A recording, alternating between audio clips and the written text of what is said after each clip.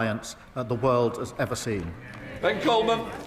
Thank you, Mr. Speaker. My constituents in Chelsea and Fulham tell me that our top national priority must remain, as it is, economic growth. So does the Prime Minister agree that the swiftest way to achieve growth is for the government to be even more ambitious in negotiating with the European Union to remove the new red tape and trade barriers that have been holding back UK businesses, especially small and medium-sized ones, since the Conservatives' poorly managed exit from the European Union?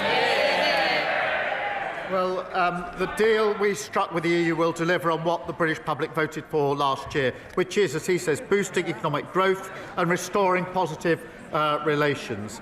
And the deal we've struck is worth £9 billion to our economy in 2040. It includes an SBS agreement to cut supermarket prices and boost export opportunities. And the tourism reform would rip up that deal and leave us all paying more at the checkout. Thank you, Mr. Speaker. When it comes to economic growth, this Labour government is all talk and no action. So maybe I can help the Prime Minister. Roadworks and traffic jams cost the UK economy £8 billion last year. This affects my constituents in Broxbourne every single day. They want to know what the government is doing about it, when the government is going to back working people and get Britain moving. Under this government, growth is the highest in the G7 for the first half of this year. Under the last government, they crashed the economy. Emily Darwin. Thank you, Mr. Speaker. Yesterday was the UN International Day for the Elimination of Violence Against Women, otherwise known as White Ribbon Day, in Milton Keynes and many other places. Will the Prime Minister join with me in congratulating Mr. Speaker on his commitment that this House will become the first national white ribbon parliament in the world? And will he join me, Mr. Speaker, and many members from across this House in making the white ribbon promise to never use, excuse, or remain silent about men's violence against women? Can I thank her for raising this really important issue? And I'm really proud, Mr. Speaker, on what you've done with this Parliament in relation to the White Ribbon campaign. We must then turn that from a ribbon into action. And I am really proud that this government is fully committed to tackling violence against women and girls. It is a political commitment, it is a personal commitment from me, and we'll do everything we can in relation to reducing violence against women and girls, which is pernicious. It is far more widespread than people appreciate, and we absolutely have to stop talking and start doing in relation to this. Final question, Liz Sabble-Roberts. From his previous answer, we can only conclude that the Prime Minister has faith in the member of Clacton to police his own party on Russian interference.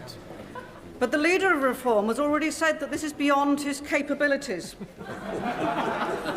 Why, therefore, is the Prime Minister so unwilling to take responsibility and launch a full investigation into foreign interference in our democracies? Interference in our democracy, but the responsibility for the investigation of what happened in Reform lies with the leader of the Reform Party. Mr. Speaker, he's usually got plenty to say, and now he's totally silent on one of the most important issues. Mr. Speaker, he needs to speak up and answer those questions. That completes Prime Minister's questions.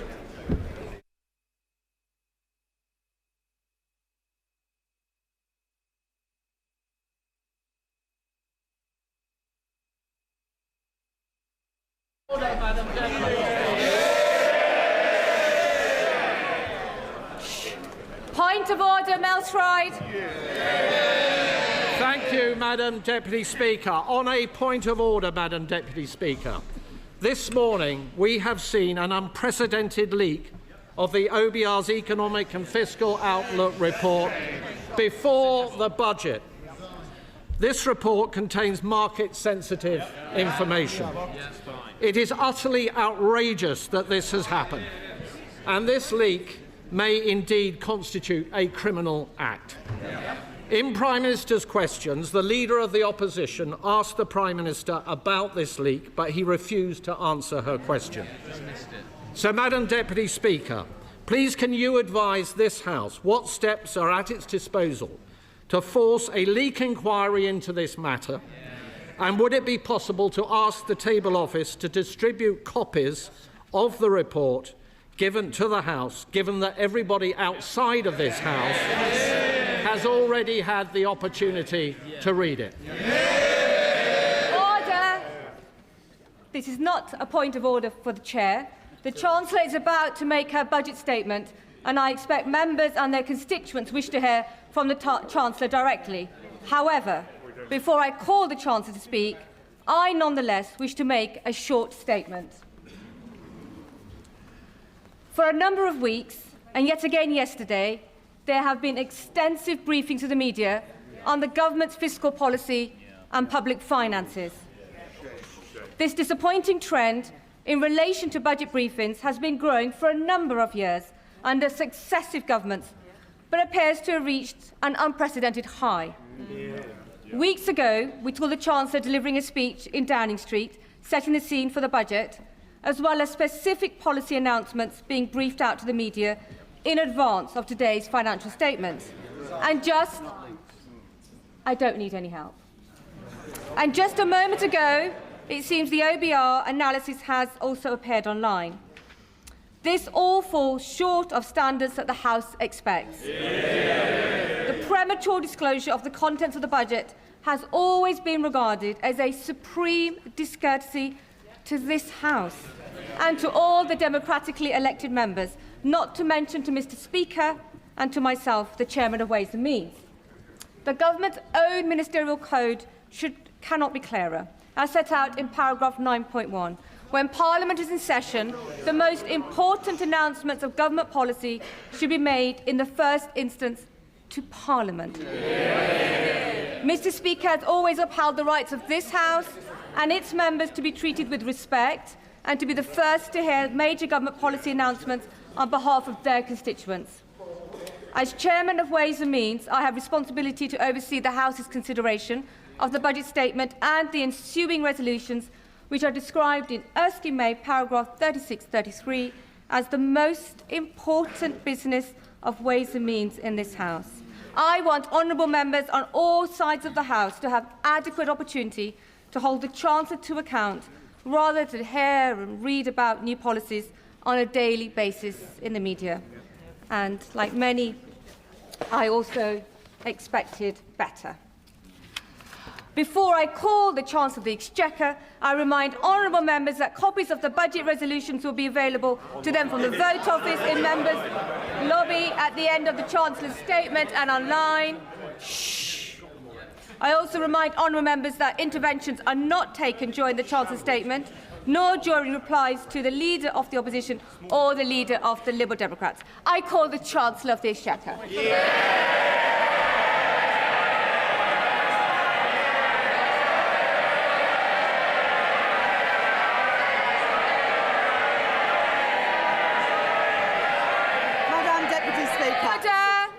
Chancellor. Madam Deputy Speaker, it is my understanding that the Office of Budget Responsibility's Economic and Financial Outlook was released on their website before this statement. This is deeply disappointing and a serious error on their part. The Office for Budget Responsibility have already made a statement taking full responsibility for their breach. Madam Deputy Speaker, we are rebuilding our economy.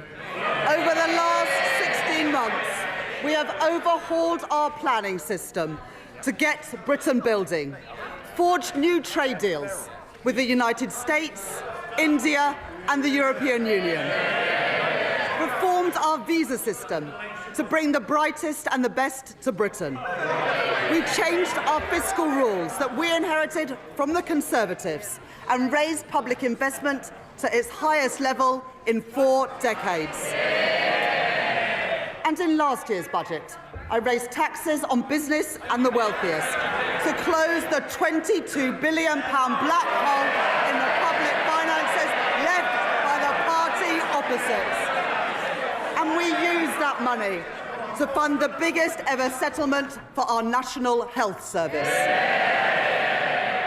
They were the fair and necessary choices. And we faced opposition to them, from opponents to planning reform, who will always demand that the future is built somewhere else, not in their backyard. Opponents to trade, who want to take us down the path of isolation and division. Opponents to investment, who believe that the only good thing a government can do is get out of the way. Opponents who insist that the only way to balance the books is to cut public spending. And opponents who say that we don't need to balance the books at all. But we made these choices for a reason. Because after 14 years of Conservative government, working people demanded and deserved change. Investment, not cuts to our public services. Stability for our public finances. The single most important factor in getting the cost of living down. And economic growth, the best means to improve wages, create jobs, and support public services. That is what our plan, that is what this government and our Prime Minister are all about. Today's budget builds on the choices that we have made since July last year. To cut NHS waiting lists, to cut the cost of living, and to cut debt and borrowing. No doubt we will face opposition again, but I have yet to see a credible or a fairer alternative plan for working people. These are my choices, the right choices for a fairer, a stronger and more secure Britain. Order. Far too much noise, and I expected so much better from you, Dr. Luke Evans. You're meant to be a leader in your community. Simmer down, Chancellor. I'm happy for them to shout as much as they like, Madam Deputy Speaker, as long as they do it from the opposition benches where they can't cause any more damage. I said there would be no return to austerity, and I meant it. This budget will maintain investment in our economy and in our National Health Service. I said I would cut the cost of living, and I meant it. This budget will bring down inflation and provide immediate relief for families. I said I would cut debt and borrowing, and I meant it. Because of this budget, borrowing will fall as a share of GDP in every year of this forecast. Our net financial debt will be lower at the end of the forecast than it is today, and I will more than double the headroom against our stability rule to £21.7 billion, meeting our stability rule and meeting it a year early. These are my choices, not austerity, not borrowing, not turning a blind eye to unfairness. My choices are a budget for fair taxes, strong public services and a stable economy. That is the Labour choice. Growth is the engine that carries every one of our ambitions forward, through stability, investment and reform. The platform from which British ambition can finally get moving again. Because growth doesn't just appear out of thin air. It is built patiently and stubbornly by people who take risks, by founders who bet their savings on an idea, by firms breaking into new markets, developing new technologies and creating new jobs and new opportunities, by the men and the women who work hard every day in all parts of our country. Our job is not to watch from the sidelines, but to partner with them, backing them every step of the way, to match private enterprise with public ambition. I would like to thank my team of officials at the Treasury for their hard work in preparing this budget. In the spring, the Office of Budget Responsibility forecast that our economy would grow by 1% this year. I said then that Britain would defy the forecasts, and defy them we have. The OBR have upgraded Britain's growth for this year from 1% to 1.5%, reaching the same conclusions as the IMF, the OECD and the Bank of England, who have already upgraded their forecasts. Today, the OBR have published the result of their review of the supply side of the economy. They are clear that this is not about the last 14 months. It is about the previous 14 years. The legacy of Brexit and the pandemic, and the damaging decisions by the party opposite. Cutting public spending, leaving communities and entire regions behind, starving our economy of investment and weakening our public services. As a result of their review, the OBR are reducing their expectations for productivity growth by 0.3 percentage points to 1% by the end of the forecast. They say today, and I quote, real GDP is forecast to grow by 1.5% on average over the forecast due to lower underlying productivity growth. There is an impact on our public finances too. The OBR say that their productivity forecast will mean £16 billion less in tax receipts by 2030. These forecasts are the Tories' legacy, not Britain's destiny.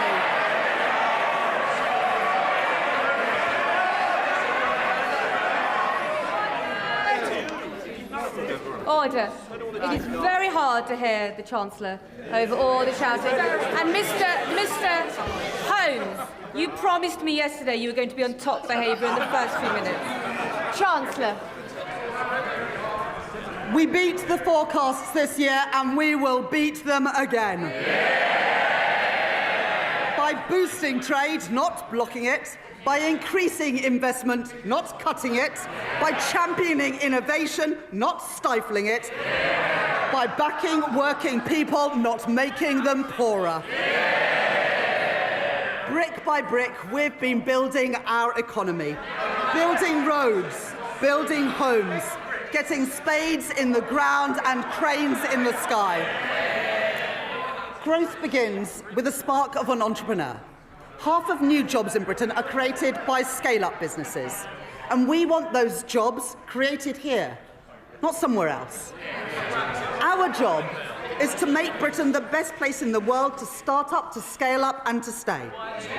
So we're widening eligibility for our enterprise incentives, so scale-ups can attract the talent and the capital that they need.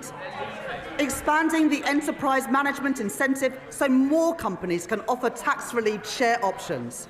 Re-engineering our enterprise investment and venture capital trust schemes so they don't just back early-stage ideas, but stay with companies as they grow. Introducing UK listings relief, a 3-year exemption from stamp duty reserve tax for companies who choose to list here in Britain. And to continue this work, I am launching a call for evidence on how our tax system can better back entrepreneurs, and a targeted review with founders and investors at the heart to make the UK an even more attractive place to grow your business. We are sending a simple message to the world. If you build here, Britain will back you. And our retail investment system should do the same. The UK has some of the lowest levels of retail investment in the G7. And that is not only bad for business, who need that investment to grow, it's bad for savers too. Someone who has invested £1,000 a year in an average stocks and shares ISA every year since 1999 would be £50,000 better off today if they'd put that same money into if they'd put the same money into a cash ISA. And so, from April 2027, I will reform our ISA system, keeping the full £20,000 allowance, while designating 8,000 of it exclusively for investment, with over 65s retaining the full cash allowance. And thanks to our changes to financial advice and guidance, banks will be able to guide savers to better choices for their hard-earned money. Over 50% of the ISA market, including Hargreaves Lansdowne, HSBC, Lloyds, Vanguard and Barclays, have signed up to launch new online hubs to help people invest here in Britain. At this budget, consistent with the commitments in our corporate tax roadmap, I will retain our competitive corporation tax rate, the lowest in the G7, and retain our generous full expensing offer for business investments. I will also introduce a new 40% first-year allowance so that businesses can write off more of the cost of their investment up front, while reducing main rate writing down allowances in line with fiscal constraints. Private investment is the lifeblood of economic growth, but growth needs public investment too. When faced with challenges, previous chancellors have chosen to decrease, delay or cancel capital spending. But low investment is the cause of our productivity problem, not the solution. So my choice is not cuts, not stagnation, but to maintain the additional £120 billion of investment that I provided at the spending review. In transport, to link our towns and our cities, energy infrastructure to power our businesses, and housing, so people can live near good jobs, paying decent wages and growing businesses. That is the Labour choice. I'm grateful to the Financial Secretary to the Treasury for his work in driving our growth agenda forward. As we allocate investment for the infrastructure that is the backbone of economic growth across our country, today I will commit investment for the Lower Thames Crossing. And we're continuing to drive investment in city-region transport, in the Midlands Rail Hub and the Transpennine route upgrade, along with our commitments to the Northern Growth Corridor, including Northern Powerhouse Rail. It is this Labour government that has overhauled our planning system, and I will today provide further funding to increase planning capacity through a new skills offer, as called for by the British Chamber of Commerce and the Confederation of British Industry. It is this Labour government that has invested in nuclear power, in Sizewell C and in Culham. We are taking forward our commitment to slash electricity prices for thousands of manufacturing businesses, as Make UK and many others have called for. And today I'm pleased to welcome John Finkelton's report, an ambitious plan to cut the red tape that has tied our nuclear industry in knots for decades. And within 3 months, we will set out our plan for delivering his recommendations. We are proud of our industrial heritage, and we are determined to build the industry of the future so that we buy, make and sell more here in Britain. That's why, as we increase defence spending, we are investing in Portsmouth, in Barrow and in Plymouth. And I'm pleased to be supporting Team Derby, an initiative to drive growth in one of our defence industry hubs. It's why we stepped in to save British Steel in Scunthorpe and invested in Sheffield Forge Masters. And it's why we've changed government procurement so we can buy British when it is crucial to our national security.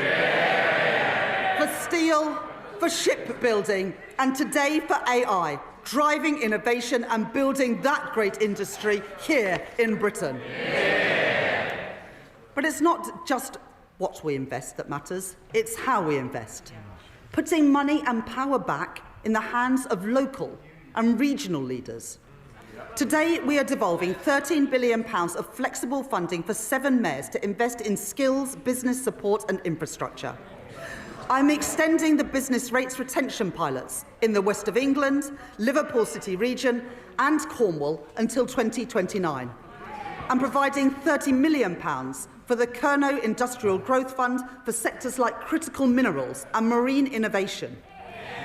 I am establishing the Leeds City Fund, a long-term agreement to retain business rates to fund local regeneration projects like the development of Leeds South Bank, and I am allocating £20 million for the new Peterborough Sports Quarter and £16 million for a science centre in Darlington from the Growth Mission Fund.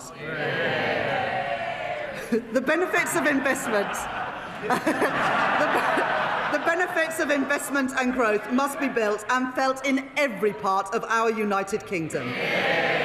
So we are providing an additional £370 million for the Northern Ireland Executive, £505 million for the Welsh Government, and £820 million for the Scottish Government over the spending review period through the Barnett formula.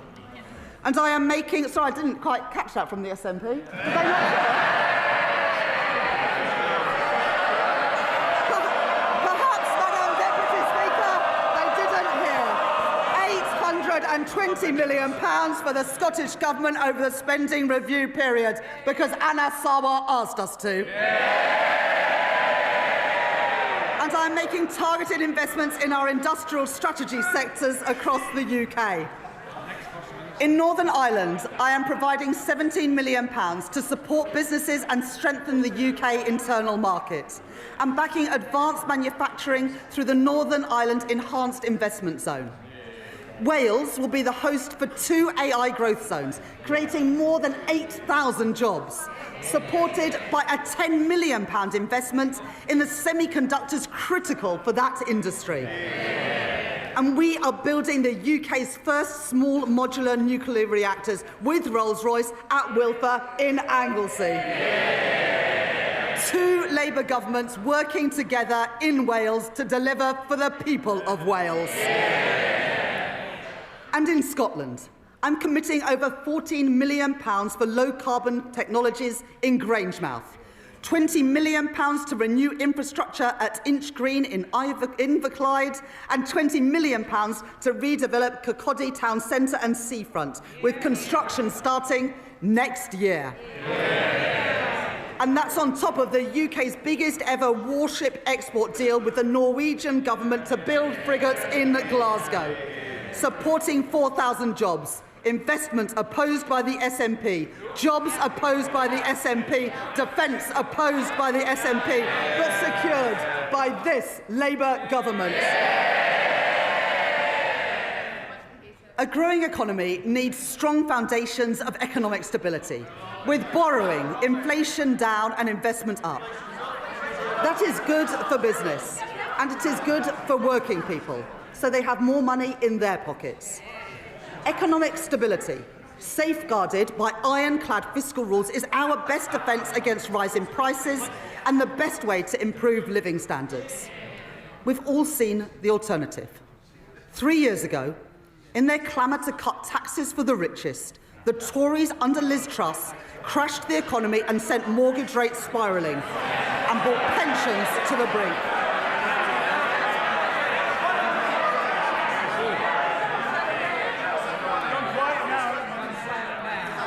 Been so loud, Madam Deputy Speaker, and yet I can't even hear them now.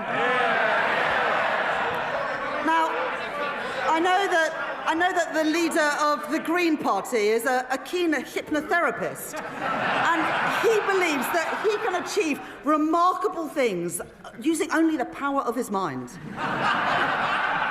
Unfortunately, the only things getting bigger under his approach would be the deficit and the rate of inflation.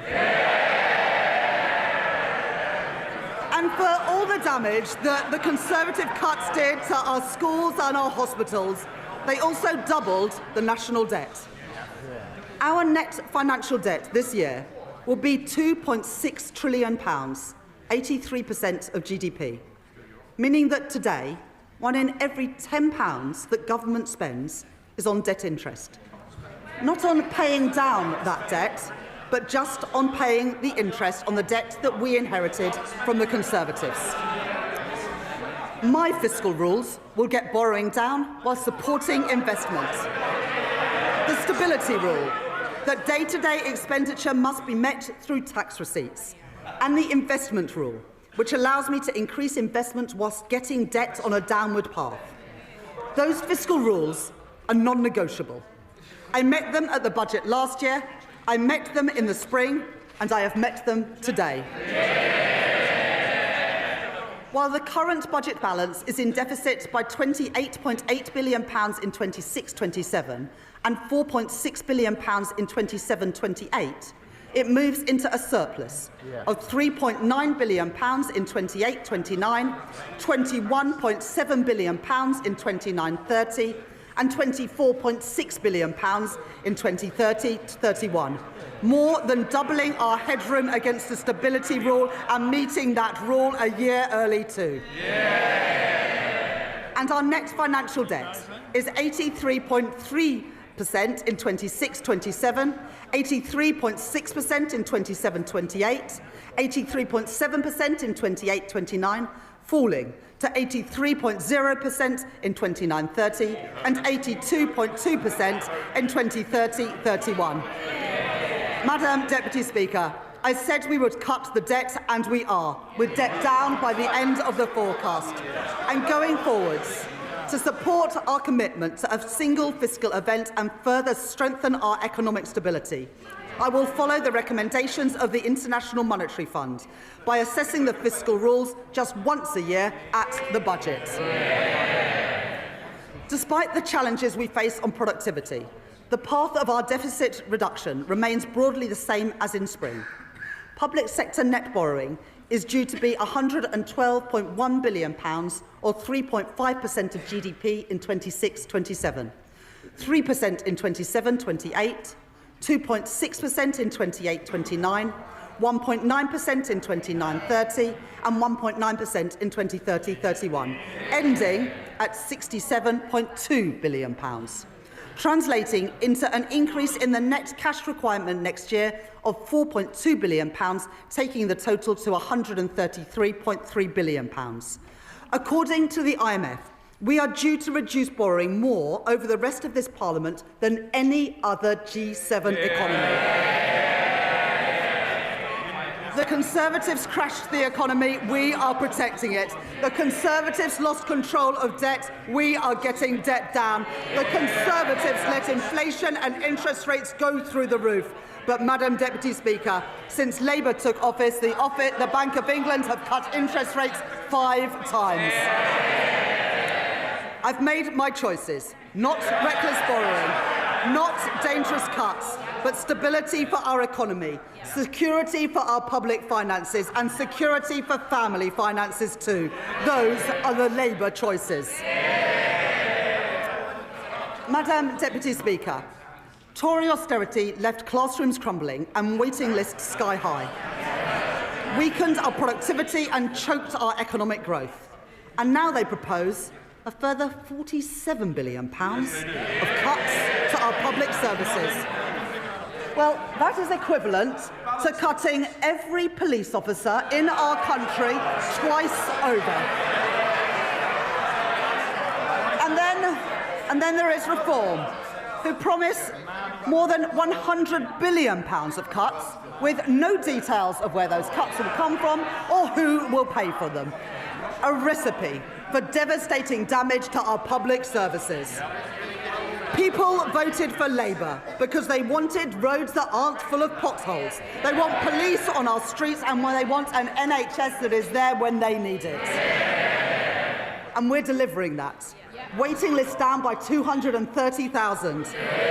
And not just the 2 million additional appointments we promised, but an additional 5.2 million appointments already delivered since the general election.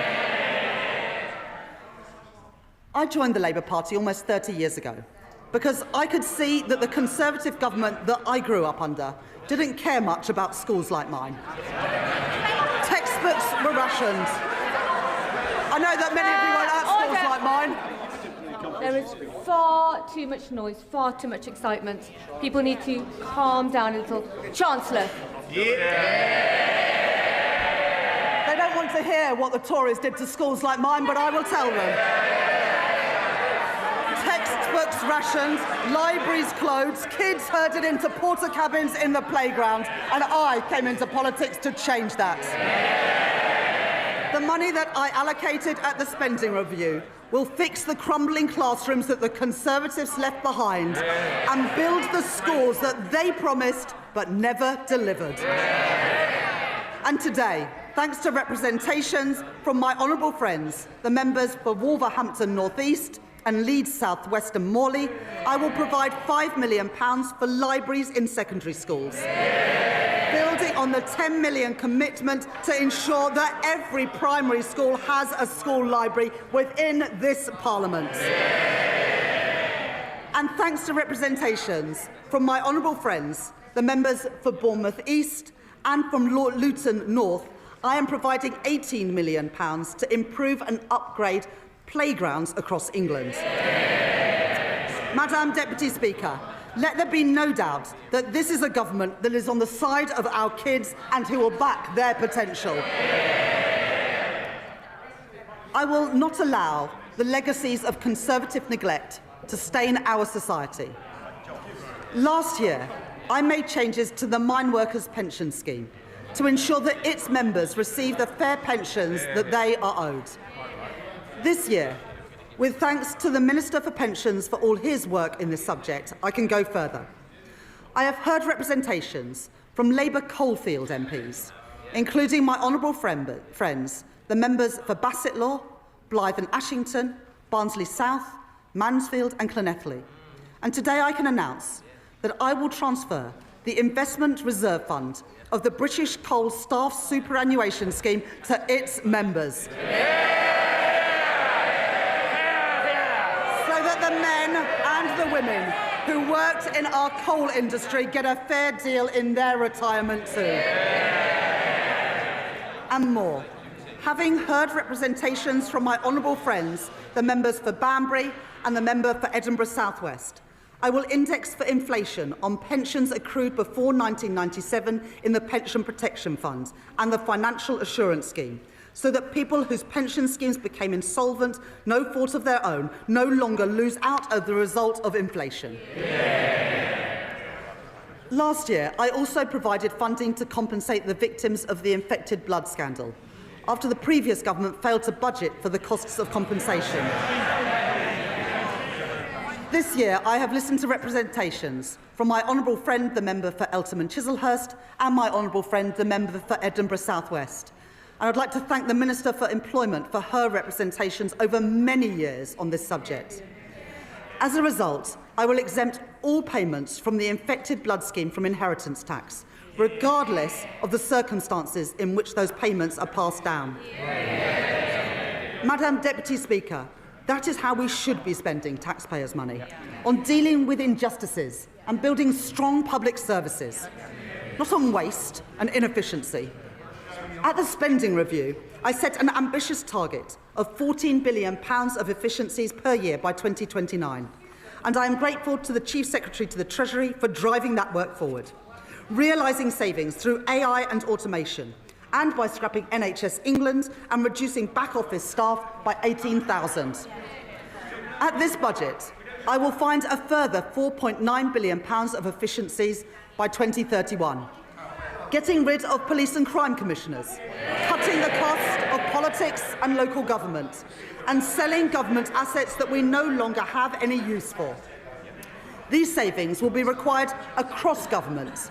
But for our National Health Service, I will reinvest all of these savings back into the care that people rely on. More nurses, more GPs, more appointments. Restoring the services that faltered under years of Conservative decline and investing in the future of our National Health Service. And today I am announcing £300 million of investment in technology to improve patient service and 250 new neighbourhood health centres.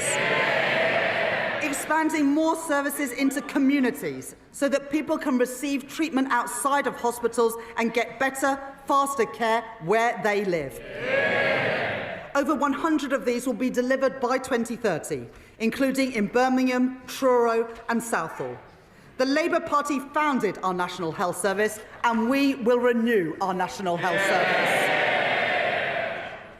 I will take the same approach for defence spending that I take to NHS spending, reinvesting savings back into our national security. In our age of insecurity, Britain will continue to stand with our allies, working in collaboration to secure a sustainable ceasefire for Ukraine, and maintaining our commitment to NATO, with the UK set to spend 2.6% of GDP on defence by April 2027. Madam Deputy Speaker, the public rightly expects that we stamp out fraud, error and waste, and put that money to good use in our schools and our hospitals and other frontline services. My right honourable friend, the Home Secretary, has already announced that she will claw back excess profits from the use of hotels to house asylum seekers, as we phase out the use of those hotels entirely. And we will consult on reforms to indefinite leave to remain and access to taxpayer-funded benefits.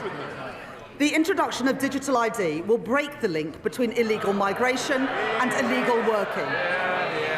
And the HMRC and the Fair Work Agency will crack down on illicit businesses that blight our high streets and undercut illegitimate firms, enforcing the minimum wage, investigating dodgy businesses, and increasing scrutiny of the gig economy, as well as tracking down fraudulent business owners who vanish without paying their taxes.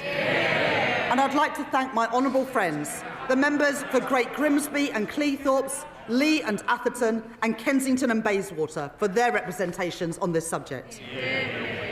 And I'll take further steps to prevent and track down unpaid tax, which will together, these reforms will raise nearly £10 billion a year by 2030, including through new powers for HMRC to pursue the promoters of tax avoidance schemes. I am building on our successful use of targeted checks on welfare claims to root out fraud and error and prevent public money being paid to people who are not entitled to it. And I would like to thank Tom Hayhoe, the COVID Corruption Commissioner, for his work in helping to chase down nearly £400 million from dodgy pandemic spending and contracts. Tory contracts handed out by Tory ministers to Tory peers and Tory friends. Well, that money belongs in our schools and in our hospitals. It is so noisy now, we can barely hear the Chancellor. Everybody needs to calm down. Chancellor. Well, I wouldn't want any honourable member to miss this. So we are chasing down that money, and we've got almost £400 million back from dodgy pandemic spending and contracts. Tory contracts handed out by Tory ministers to Tory peers and Tory donors. Well, that money belongs in our schools and in our hospitals, and we are getting that money back. And finally, Madam Deputy Speaker, we are ramping up sanctions on Russia, and we are freezing known Russian assets. But let me be clear, I don't actually mean the honourable member for Clacton.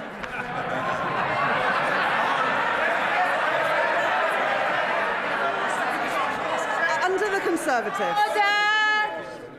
Order.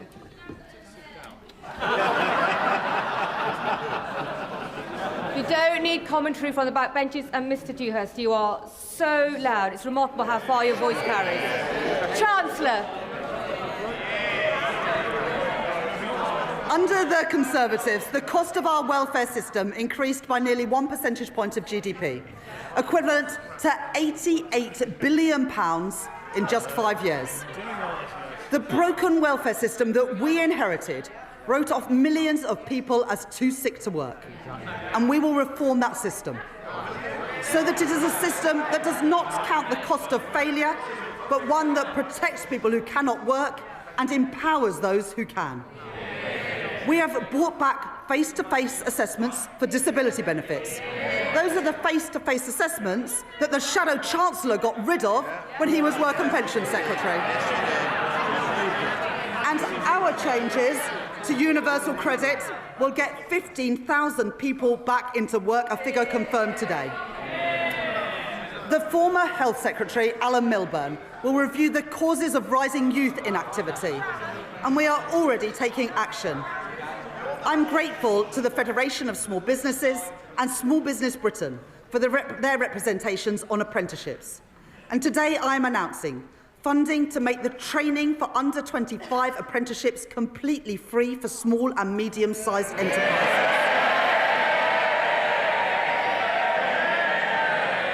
And funding our new youth guarantee, providing £820 million over the next 3 years to give young people who are let down by the Conservatives the support and the opportunity that they deserve.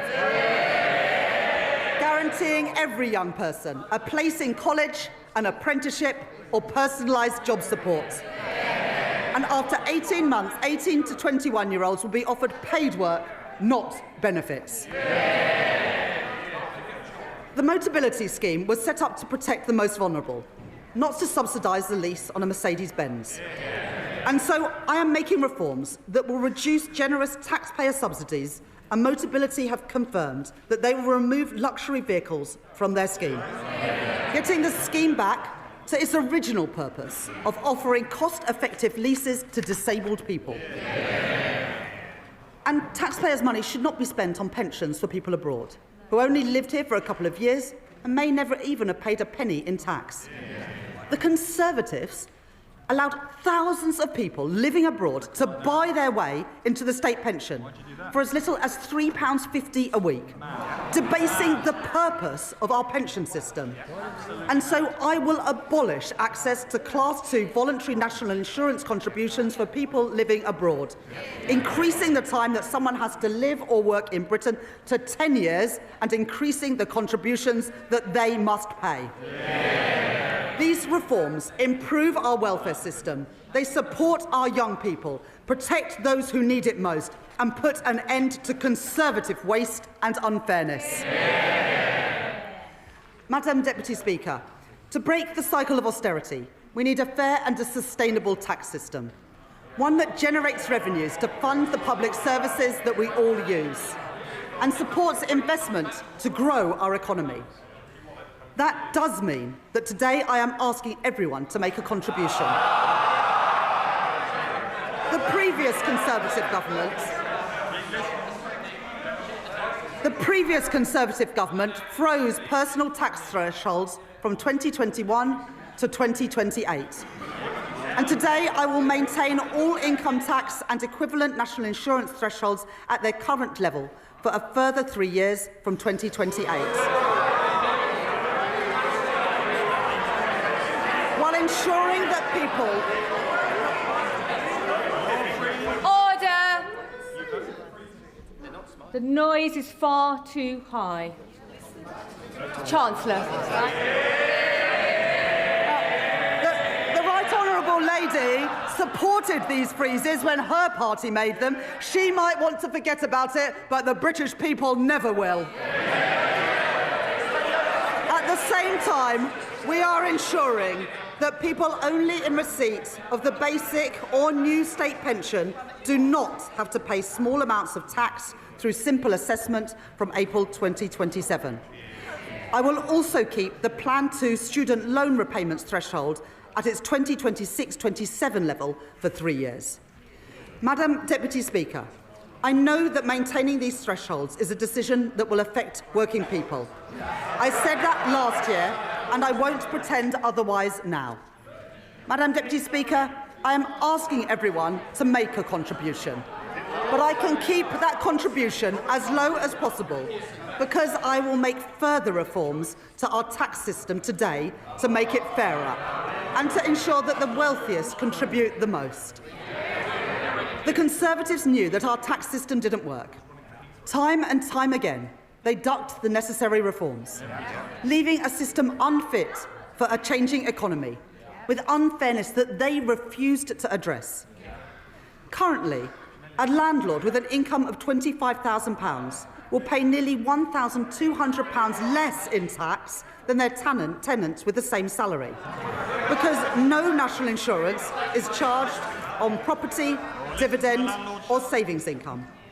It's not fair that the tax system treats different types of income so differently.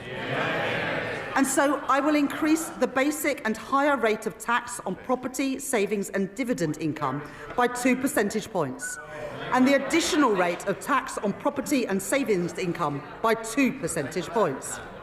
Even after these reforms, 90% of taxpayers will still pay no tax at all on their savings.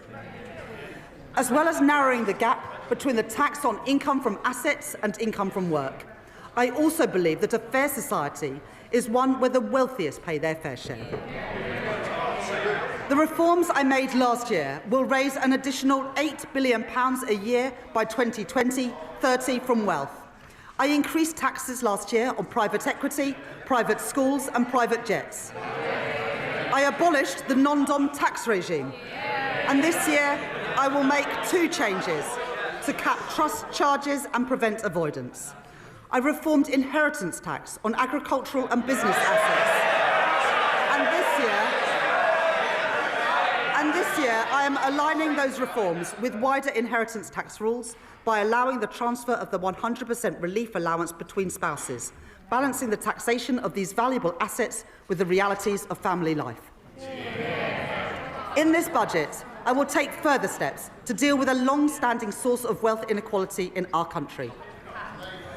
A Band D home in Darlington or Blackpool pays just under £2,400 in council tax, nearly £300 more than a £10 million mansion in Mayfair. And so, from 2028, I am introducing the high-value council tax surcharge in England, an annual £2,500 charge for properties worth more than £2 million, rising to £7,500 for properties worth more than £5 million. This will be collected alongside council tax, levied on owners, and we will consult on options for support or deferral. This new surcharge will raise over £400 million by 2031 and will be charged on less than the top 1% of properties. Madam Deputy Speaker, reliefs in our tax system cost the taxpayer billions of pounds a year, but many of them no longer serve their original purpose.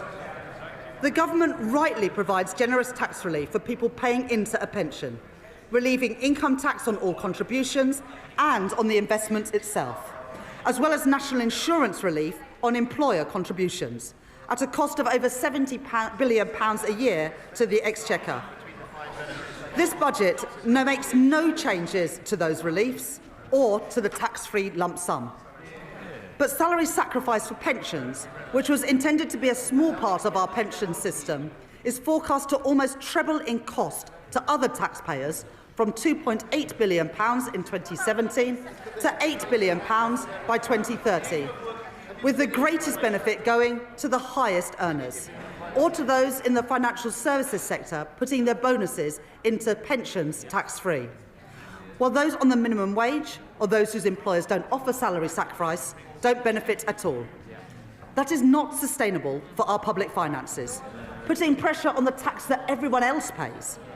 And so I am introducing a £2,000 cap on salary sacrifice into a pension, with contributions above that taxed in the same way as other employee pension contributions.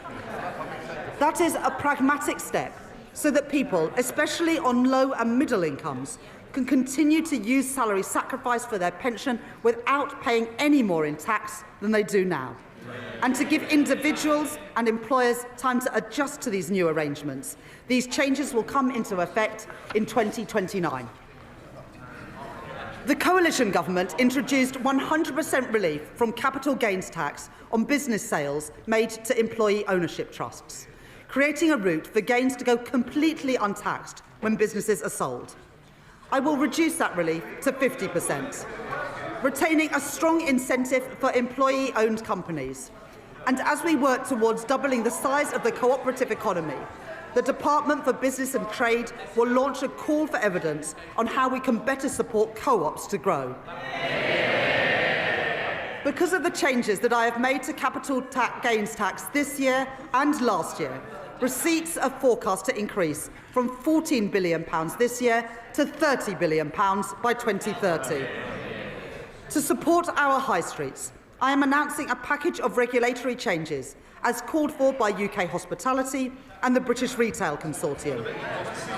And I will support the Great British Pub through our new national licensing framework, encouraging councils to back our pubs and to back late-night venues with greater freedoms. For business rates, I will introduce permanently lower tax rates for over 750,000 retail, hospitality and leisure properties, the lowest rates since 1991, paid for through higher rates on properties worth more than £500,000, like the warehouses used by online giants. Alongside this, I will introduce a package of support worth over £4.3 billion over the next 3 years for a property of any size seeing a large increase in their bill. And to support a level playing field in retail, I will stop online firms from undercutting our high street businesses by ensuring customs duty applies on parcels of any value. I will reform our motoring taxes, exempting search and rescue vehicles from vehicle excise duty as called for by my honourable friends, the member for the Western Isles and for Whitehaven and Workington. And because all cars contribute to the wear and tear on our roads, I will ensure that drivers are taxed according to how much they drive and not just by the type of car they own, by introducing the electric vehicle excise duty on electric cars. This will be payable each year alongside vehicle excise duty at 3p per mile for electric cars and 1.5p for plug-in hybrids, helping us to double road maintenance funding in England over the course of this Parliament. And alongside this, I am providing support to boost our British car industry, increasing the threshold for the expensive car supplement on electric vehicles to £50,000, saving over 1 million motorists £440 a year. Providing £1.3 billion additional funding for the electric car grant, extending it to 2030 and taking total funding to £2 billion, as well as delaying changes to the employee car ownership scheme. In addition, we're investing a further £200 million to accelerate the rollout of EV charging, as well as 100% business rates relief for EV charge points for the next decade, with thanks to my honourable friend, the member for Camborne and Redruth, for his representations on this policy. And I will improve competition in our taxi industry by ending ride-hailing companies' use of a discount scheme intended for coach tours, as called for by Steve McNamara, the General Secretary of the Licensed Taxi Drivers Association, legislating to restrict access so that everyone pays fairly and protecting £700 million of tax revenue each year. I am responding to our consultation on landfill tax, and listening to representations, particularly from our house building industry. I will not converge towards a single rate, but I will prevent the gap between the two rates from widening to balance the need to address tax avoidance in the current structure. I will today publish Ray McCann's report into the loan charge along with the government's response, setting out a new settlement opportunity that will finally allow people to finalise their position and draw a line under this long-standing issue. And I'd like to thank my honourable friend, the member for Milton Keynes Central, for her representations on this subject. I will continue with the planned uprating for tobacco duties that I set out last year and uprate alcohol duties by inflation, along with our plans to introduce a vaping products duty in 2026 and changes to the soft drinks industry levy announced by my right honourable friend, the Health Secretary, yesterday. And I'd like to thank the Exchequer Secretary to the Treasury for his work on all the tax measures in this budget. I will also reform gambling taxes in response to the rise in online gambling. Remote gaming is associated with the highest levels of harm. And so I am increasing remote gaming duty from 21% to 40%. With duty on online betting increasing from 15% to 25%. I am making no change to the taxes on in-person gambling or on horse racing. And I am abolishing bingo duty entirely from April next year. Taken together, my reforms to gambling tax will raise over £1 billion per year by 2031. As a result of the tax reforms I have made today, I can confirm that I will not be increasing national insurance, the basic, higher or additional rates of income tax or VAT. And I have kept everyone's contribution as low as possible through reforms to make our tax system stronger, closing loopholes, ensuring that the wealthiest pay their share, and building a tax system that is fairer for the future as our economy changes. On the day I became Chancellor, I said that I would judge my time in office a success if I knew that ordinary children from working-class backgrounds were living more fulfilling lives. Their horizons expanded, their potential realised. I joined the Labour Party, I came into politics, because I believe that every child has equal worth and deserves an equal chance to achieve their promise. The biggest barrier to equal opportunity is child poverty.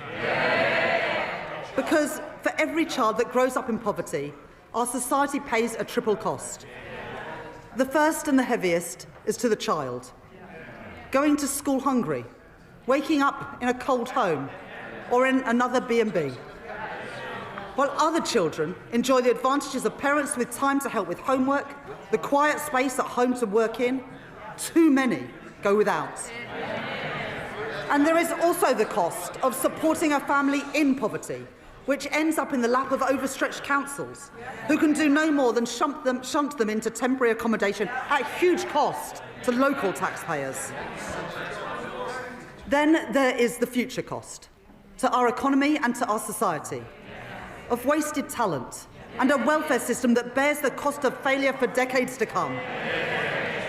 Young people with so much to contribute, but whose potential is suffocated early by limited life chances and missed opportunities, struggling to make their way in a society that did not look out for them. I don't intend to preside over a status quo that punishes children for the circumstances of their birth and demands that we all pay 3 times over for it. Since last July, we've rolled out free breakfast clubs in schools. We're expanding free school meals to 500,000 more kids, lifting 100,000 children out of poverty as we do it. We've passed the Renters' Rights Act and we've extended the childcare offer. And I'm proud of all of that. But it's not enough. Because there is one policy that pushes kids into poverty more than any other. It was introduced by the party opposite.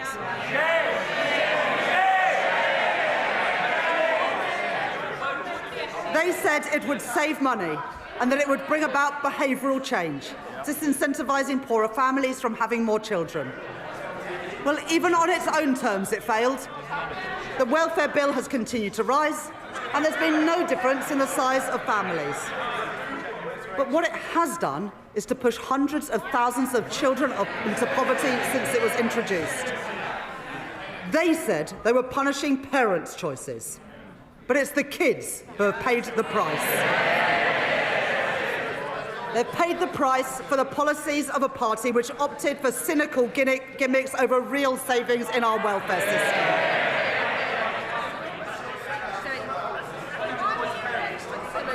I understand that many families are finding times hard and that many kids have had to make difficult choices when it comes to having kids. And there are many reasons why people choose to have children and then find themselves in difficult times. The death of a partner, separation, ill health, a lost job. I don't believe that children should have to bear the brunt of that. And neither can I, in good conscience, leave in place the vile policy known as the rape clause, requiring women to prove if their child has been conceived non-consensually to receive support. I'm proud to be Britain's first female Chancellor of the Exchequer. I take the responsibilities that come with that seriously. I will not tolerate the grotesque indignity of women of the rape clause any longer.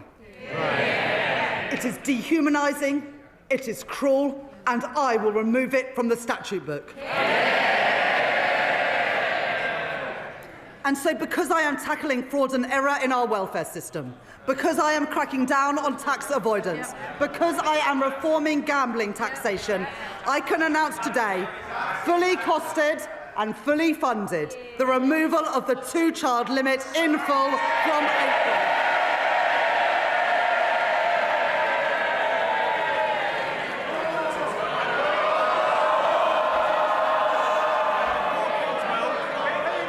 We on this side of the house. It's amazing what people get so angry about, and we've seen their true colours today. The thing they get angry about is lifting children out of poverty. Order. Our constituents will want to hear the Chancellor. I think our constituents have heard all they need to from the party opposites today. We on this side of the House do not believe that the solution to a broken welfare system is to punish the most vulnerable. We are lifting 450,000 children out of poverty with the end of the two-child limit. And, Madam Deputy Speaker, combined with other actions we are taking, this Labour government is achieving the biggest reduction in child poverty over a parliament since records began. That is the difference that this Labour government is making. Madam Deputy Speaker, I know how worried families are about the cost of everything. Worried that their money won't stretch to the end of the month. Worried that price... I think if you've got a house that's worth £5 million a year, you can probably afford it. But you get more exercise about reducing child poverty than you do about the richest paying more. Under this government, wages have risen by more since we were elected than in 10 years under the last government, with lower interest rates already saving families £1,200 a year off a typical new mortgage, compared to that to when Liz Truss was Prime Minister. But I know that people still face pressure on their budgets day to day and week to week. And where there is more to do, where we can provide relief, we are doing it. Extending the bus fare cap, cracking down on rip-off price hikes, freezing prescription charges and freezing rail fares for the first time in 30 years. I am increasing the basic and new state pension by 4.8%, an increase of £440 per year for the basic state pension, and an increase of £575 per year for the new state pension, in line with our commitment to the triple lock. At the election, we promised a genuine living wage, and we are delivering it. At the budget last year, I increased the national minimum wage and the national living wage, and I am doing the same this year too. Accepting the recommendations of the Low Pay Commission in full, and increasing the minimum wage for 18 to 20-year-olds from £10 to £10.85 an hour, and increasing the living wage from £12.21 to £12.71 an hour. Under current plans, the temporary 5p cut to fuel duty that was introduced during the pandemic will come to an end in April, and fuel duty will be uprated in line with inflation. But I know that the cost of travelling to and from work is still too expensive. And so I am extending the 5p cut until September 2026. And because I know that changes in wholesale prices are not always passed on to motorists, I am bringing in new rules to mandate petrol forecourts to share real-time price rises through a new fuel finder, empowering drivers to find the cheapest fuel, calling out rip-offs and strengthening competition, saving the average household £40 a year. Madam Deputy Speaker, one of the greatest drivers of the rising cost of living is the cost of energy prices. The cause of high energy bills must be tackled at source, and so we are investing in energy security, in nuclear and renewable energy, and in insulation through our Warm Homes Plan. But that's not enough when people are struggling with energy bills today. The Conservatives' Eco Scheme was presented as a plan to tackle fuel poverty. It costs households £1.7 billion a year on their bills. And for 97% of families in fuel poverty, the scheme, get this, has cost them more than it's saved. It is a failed scheme, and so I am scrapping it, along with taking other legacy costs off bills. And as a result, I can tell you today that for every family, we are keeping our promise to get energy bills down and cut the cost of living. With £150 cut from the average household bill from April next year. Money off bills and in the pockets of working people, that is my choice. Not to neglect Britain's energy security like the Tories did. Not to leave working families to bear the brunt of high prices like the Tories did, but to get energy costs down now and in the future. That is the Labour choice. And, Madam Deputy Speaker, one more thing. Because of our action on bills and on prices, as a direct result of this budget, the Office for Budget Responsibility confirmed today that inflation is coming down faster and will be a full 0.4 percentage points lower next year. That's the benefit of a Labour government cutting the cost of living.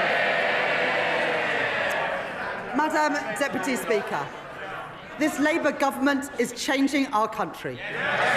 In the face of challenges on our productivity, I will grow our economy through stability, investment and reform. I've met my fiscal rules and built our economic resilience for the future. I have asked everyone to contribute, yes, for the security of our country and the brightness of its future. But I have kept that contribution as low as possible by reforming our tax system, making it fairer and stronger for the future. I have protected our NHS, maintaining public investment and driving efficiency in government spending. I've taken action on our broken welfare system, rooting out waste and lifting children out of poverty. And I have cut the cost of living, with money off bills and prices frozen, all while keeping every single one of our manifesto commitments. Those are my choices.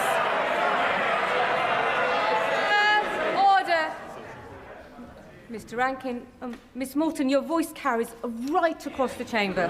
Right across the chamber. Try and take a breath every so often. Chancellor. Those are my choices. Not austerity, not reckless borrowing, but cutting the debt, cutting waiting lists and cutting the cost of living. Those are Labour choices, promised and delivered by this budget, promised and delivered by this Labour government. And, Madam Deputy Speaker, I commend this statement to the House.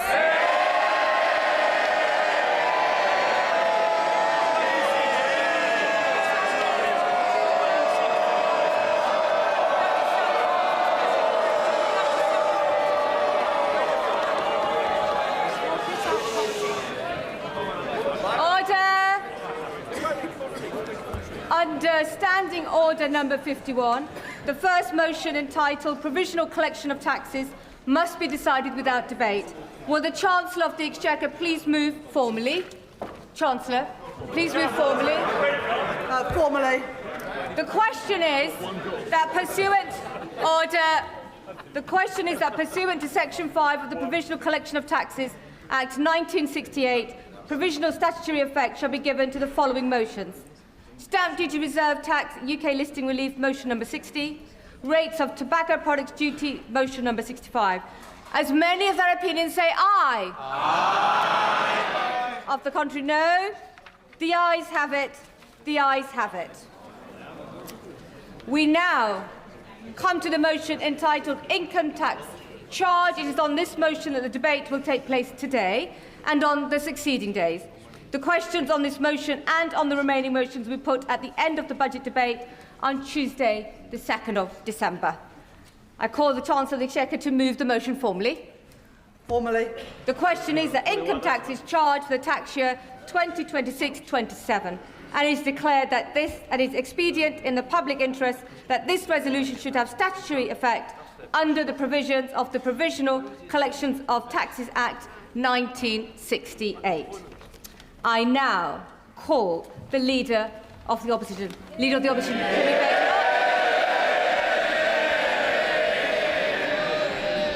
Thank you, Madam Deputy Speaker.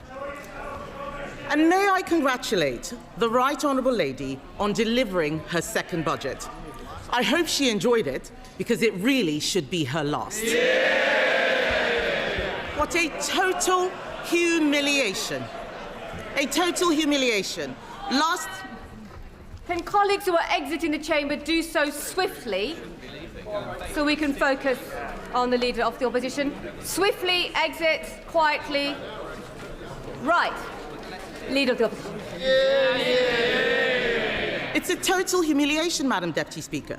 Last year, she put up taxes by £40 billion, the biggest tax raid in British history. She promised that she wouldn't be back for more. She swore it was a one-off. She told everyone that from now on, it would be stability and she would pay for everything with growth. Today, she has broken every single one of those promises. If she had any decency, she would resign.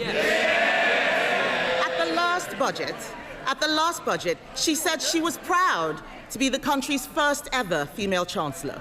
After this budget, she will go down as the country's worst ever Chancellor.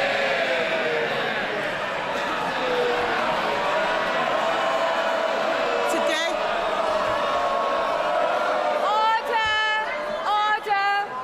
Order! And the Chief Whip in particular knows that we don't allow clapping in the chamber. Leader of the Opposition.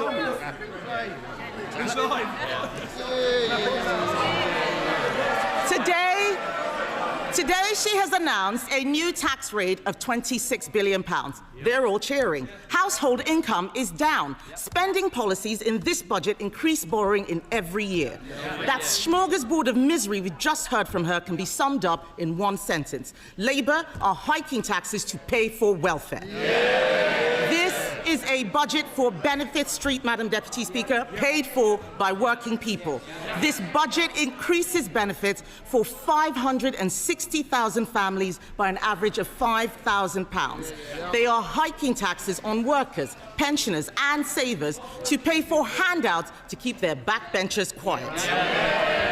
These are the same, yes, they can chanter all they like. These are the same backbenchers, Madam Deputy Speaker, who cheered last year when she taxed jobs and left more than 100,000 people without an income. They cheered because they didn't understand the consequences of what they were doing, and they still don't. Madam Deputy Speaker, it's not been an easy time for the Chancellor. No one liked seeing her sitting on those benches as it dawned on her that her own backbenchers were going to do to her political career what she's done to our economy. But she could have chosen today to bring down welfare spending and get more people into work. Instead, she has chosen to put up tax after tax after tax, taxes on workers, taxes on savers, taxes on pensioners, taxes on investors, taxes on homes, holidays, cars, I think even milkshakes, taxes on anyone doing the right thing.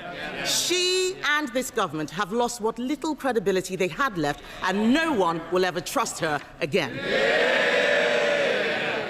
What's amazing, Madam Deputy Speaker, is that she has the nerve to come to this House and claim this is all someone else's fault. A laundry list of excuses. Yeah. Yes.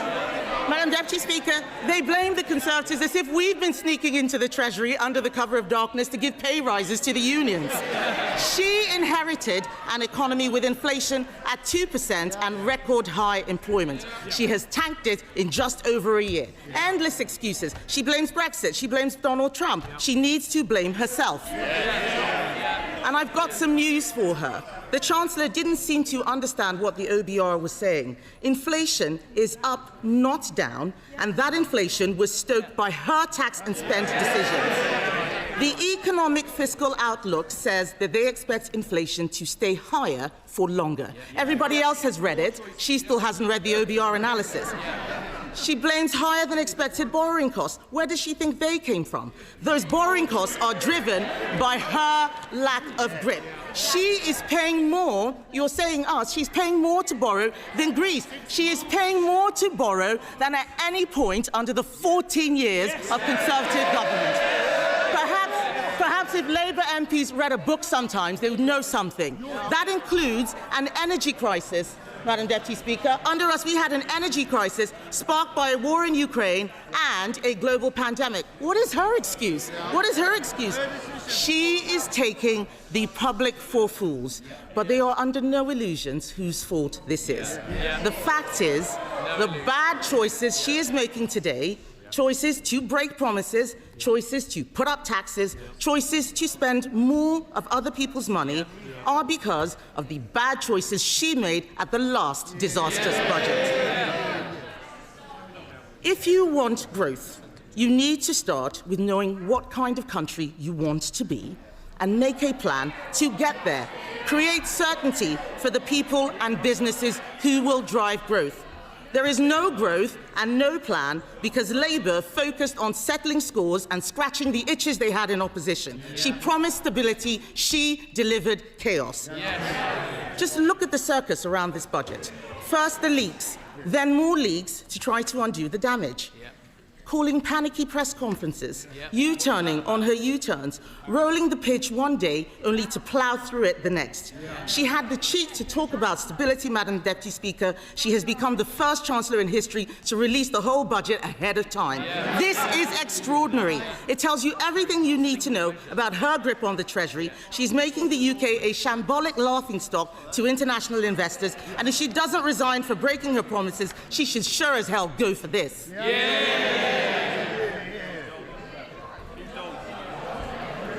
But, Madam Deputy Speaker, what have we got for all this chaos and disorder? There are 1 million more people claiming universal credit than there were at the time of the last budget. Government spending, up. Welfare spending, up. Universal credit claimants, up. Unemployment, up. Debt interest, up. Inflation, up. And what about the things that you want to go up? What about the things you want to go up? Growth, down. Investment, down. Business confidence, down. The credibility of the Chancellor, and not just down, through the floor. These figures are shocking. Does she really think that anyone will be confused by the sleight of her hand that she had in her speech? Her speech today was an exercise in self-delusion. Today, she had an opportunity to apologize and show some humility.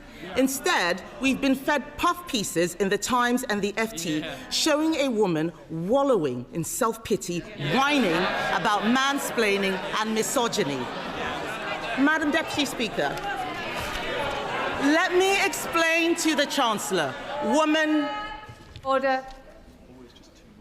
Colleagues need to simmer down, most definitely, and just breathe a little and allow the leader of the opposition to be heard. Leader of the opposition. All we've had is wallowing in self-pity and whining about misogyny and mansplaining. So, Madam Deputy Speaker, let me explain to the Chancellor, woman to woman. People out there aren't complaining because she's female. They're complaining because she is utterly incompetent.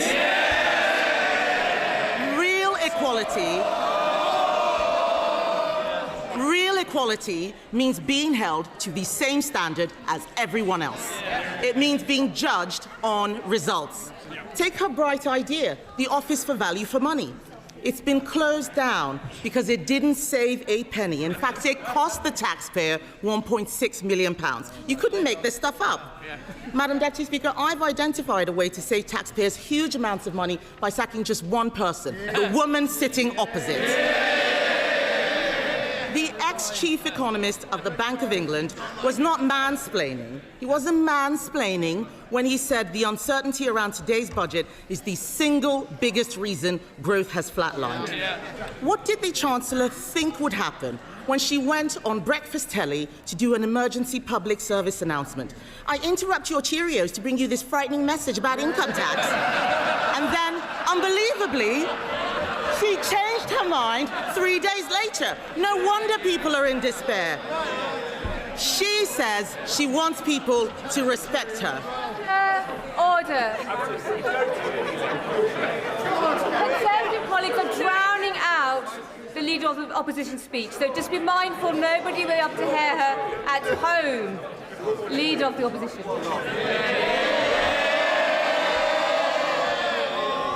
Madam Deputy Speaker, she says she wants people to respect her. Respect is earned. She apparently told Labour MPs this week, I'll show the media, I'll show the Tories, I will not let them beat me. Show us what? Making stuff up at the dispatch box, incompetence, chaos, and the highest tax burden in history. She said to them, Madam Deputy Speaker, I'll be there on Wednesday, I'll be there next year, and I'll be back the year after that. God help us. She is spineless, shameless, and completely aimless. Talk to any business. Talk to someone looking for a job. Unemployment is up every single month since Labour have been in office. They don't want to hear it, but it's true. They're shouting and complaining they cannot create jobs. It is the worst year for graduate recruitment on record. Are they proud of this? Companies like Merck and Ineos slashing investment plan. Order. If you're on the front bench, I can obviously see you, Mr. Kyle. And there's no need for you to be chuntering this loud. They can see and hear you as well. Leader of the Opposition. Thank you, Madam Deputy Speaker. They don't want to hear the truth, but I'm speaking for all of those people out there who are sick of this government. Companies like Merck and Ineos are slashing investment plans. The construction sector has shrunk. How is that house building target going, by the way? I'll tell you, Madam Deputy Speaker, they are miles behind and won't even come close to what we achieved. Business confidence is at record lows. No wonder today future growth has been revised down in every year of the scorecard. The papers are reporting that 1 in 8 business leaders is planning to leave Britain. Even one of Labour's biggest ever donors, Lakshmi Mittal, has fled the country. Fled. With a passport. What we have in front of us is a budget littered with broken promises. She stood on a manifesto which promised better returns for UK savers. Today, she's putting up taxes on savings, on salary sacrifice even. She promised to give pensioners the security and retirement they deserve. Today, she slapped higher taxes on people saving for their pension. She promised to make Britain the best place in the world to invest and do business. Today, she has raised the dividend tax rates. She and the Prime Minister had already broken their promise to freeze council tax, but today she's decided to go even further, introducing a new property tax clobbering family homes that will only raise small amounts. This is Labour's Britain. This is Labour's Britain. People who work hard, Madam Deputy Speaker, people who work hard and save hard to buy their homes get taxed more, while those who don't work, who in some cases refuse to work, get their accommodation paid for by taxpayers. And then to top it all off, because taxing your home, your car, your savings and your pension wasn't enough, she has, by her own admission, broken her manifesto promise on income tax.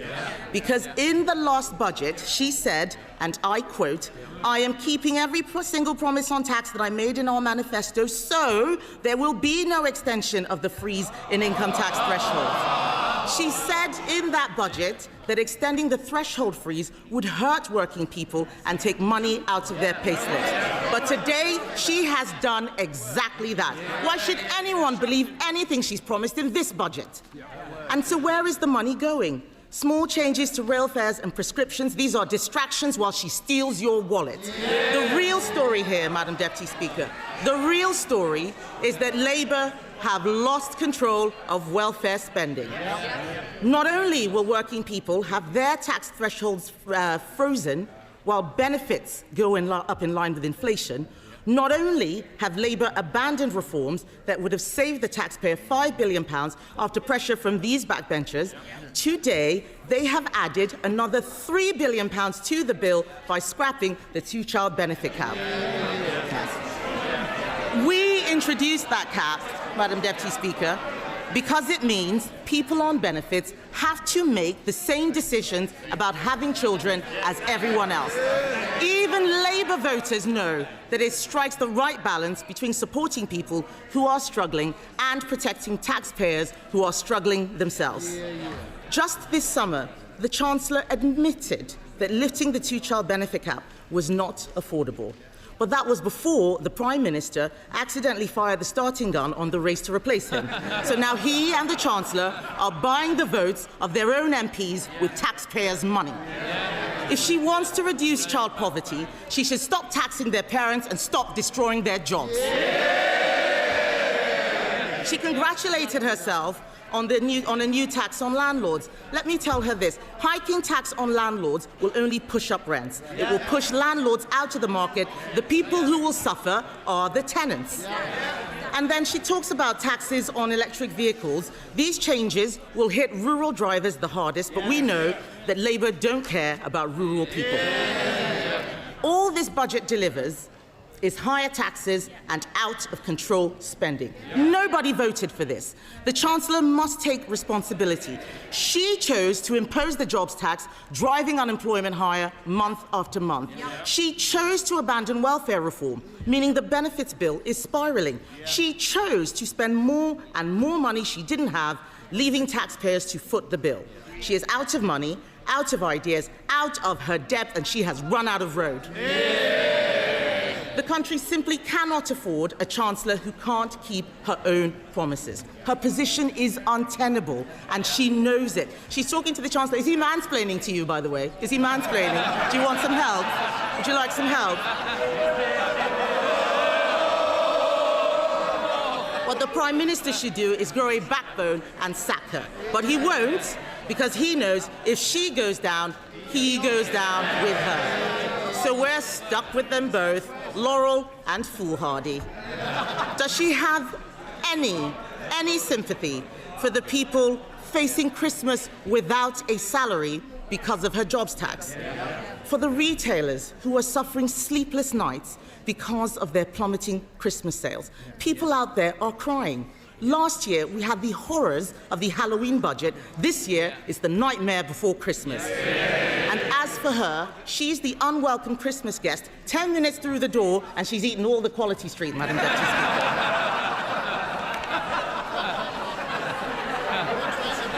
But let me tell the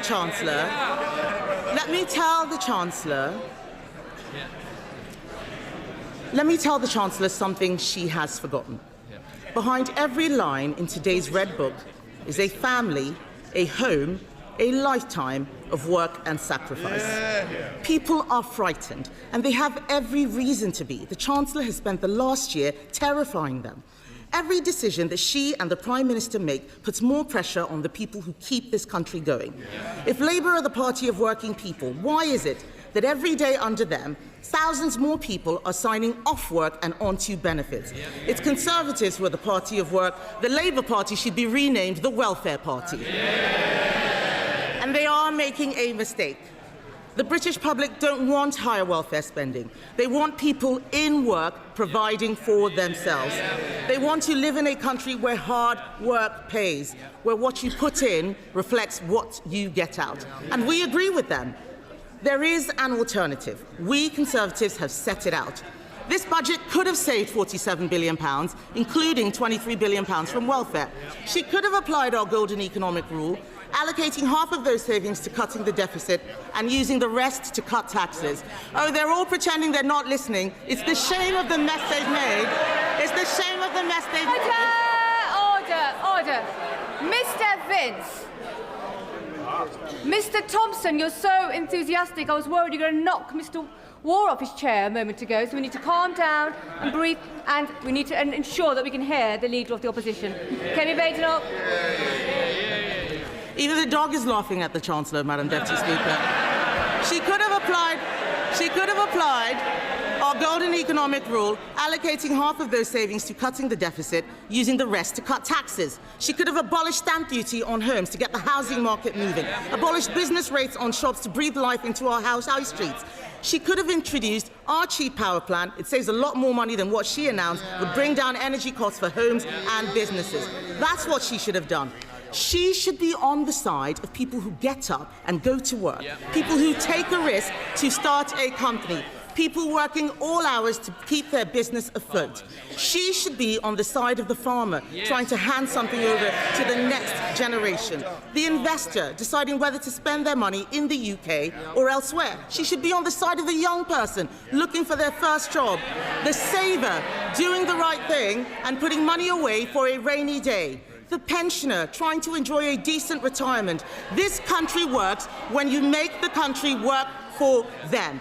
Only the Conservatives are on their side, Madam Deputy Speaker, and our plan for them is simple. Bring down energy costs, cut spending, cut tax, back business, and get Britain working again.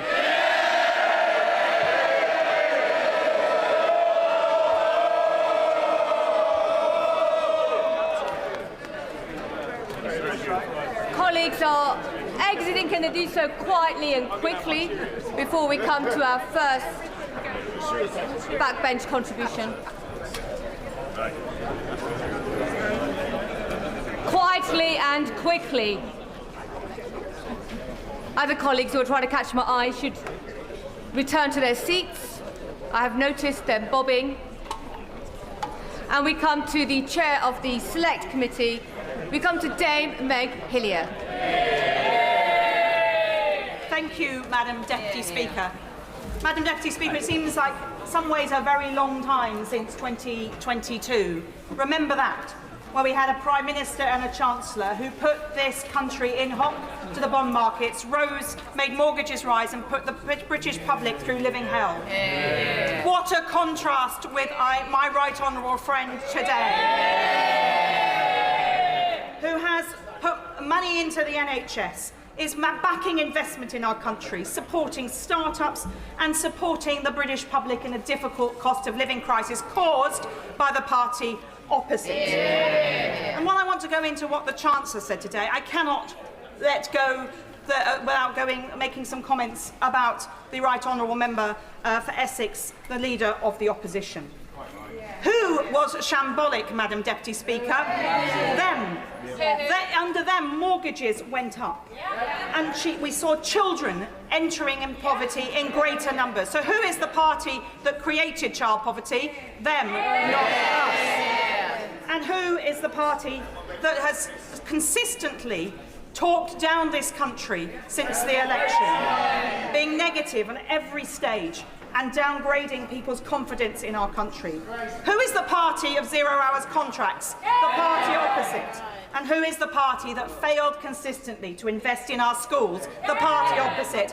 And the NHS, and our prisons, and our justice system. Under them, this country spiralled. And I spent a decade under the last government looking at public spending in the privileged role of chair of the Public Accounts Committee. I saw those mistakes close up. I saw the big nasties left, whichever government was elected in July last year. And I commend my right honourable friend for tackling those challenges. And the productivity that we've seen challenges on as a result of the OBR's decisions has been low since 2010. And who was in government since 2010? The party opposite. So they left the legacy, they left the big nasties, and it's now this government's job to clear it up. But amid all the noise, Madam Deputy Speaker, we must remember that the markets are listening, and we need to all be responsible. Government, opposition, every member of this House. And while speculation always swirls around a budget, and that is inevitable because we're all lobbying on behalf of our constituents, our local businesses and every other group that we represent, quite rightly, to persuade our government to do the things that we want to see. And we're all impatient to see those things happen yesterday. That's why we got elected, to make change. But the leaks that have happened around this budget have been very unfortunate. And I do hope my right honourable friend will grapple with this and make sure that it doesn't happen again. And the most recent leak of the OBR data, moments before her budget, is undermining for us all. So we will be raising that with the Office for Budget Responsibility when they appear in front of the Select Committee next week. But the Treasury Select Committee looked at a number of the issues that were being speculated around the budget: child poverty, gambling tax, cash ISAs, and others. And I'm grateful that my right honourable friend has tackled some of these. I wanted to touch first on cash ISAs. We, in a report, recommended that the Chancellor didn't reduce the limit on cash ISAs from £20,000, and she's reduced it not from the 10 that was being mooted, but to 12. The concern is that for short-term savers, there can be a real issue there. And with targeted support coming next year and work on the advice guidance boundary, there is an opportunity to bring the British public into a more investing environment and to make them invest or encourage them to invest more. But after so many years, when we've all been warned that your capital is at risk, like on the cigarette packets, that you might die if you smoke, it takes a long time to turn that culture around. I do want to pay tribute to the financial inclusion and literacy campaign that the Financial Times backs, which is running a programme in Shoreditch Park City Academy in my constituency over 3 years, with years 7, 8 and 9, to encourage them to teach them about financial literacy. Yeah. They will be the investors of the future, but it will take some time for those young people to get to the point where they invest. So I am pleased that the Chancellor did exempt over 65s from this limit, because that short-term saving is important, and particularly for that age group that is planning for retirement or indeed in retirement. Yeah. I really welcome her support for start-ups. In my constituency, this is a huge issue, and widening enterprise support, something that I know my sister committee, the Business and Trade Committee, will no doubt be looking at. And encouraging companies to list in London, absolutely right. The 3-year stamp duty relief will hopefully be enough to encourage that. We've seen too many companies listing elsewhere, and we need them here in the UK to grow our economy and create those jobs. There's a lot of technical issues around reviews of business tax, which I'm sure we will be looking over. We're putting our slide rule across all of the measures in the budget today. I note that the Chancellor is talking about 4.9% million of efficiencies by government departments by 2031. That is going to be a potential challenge, and so I think the Public Accounts Committee, another sister committee, will no doubt be looking at that alongside the Treasury Select Committee. But I'm really pleased that she's giving HMRC more powers to pursue promoters of tax avoidance schemes. We know what the problems have been there, and the Treasury Select Committee has the privilege and responsibility of challenging His Majesty's Revenue and Customs regularly, and they will be in front of us in January, and we'll be able to ask them more about that then. But for me, one of the central planks for me as a constituency MP of why we needed a Labour government, because of what the other party did to children living in poverty. There are 4.5 million children in poverty in this country. That's gone up by almost 1 million since 2012. 2 million of them are in deep poverty, and that's 1 in 3 children living below the poverty line in 2025 in the United Kingdom. Children are sharing beds with their siblings or parents turning up to school tired, and every weekend I visit people in my constituency and I see this challenge. Just last weekend, a woman showed me the bedroom she shares with her now disabled husband because he had a stroke 3 years ago.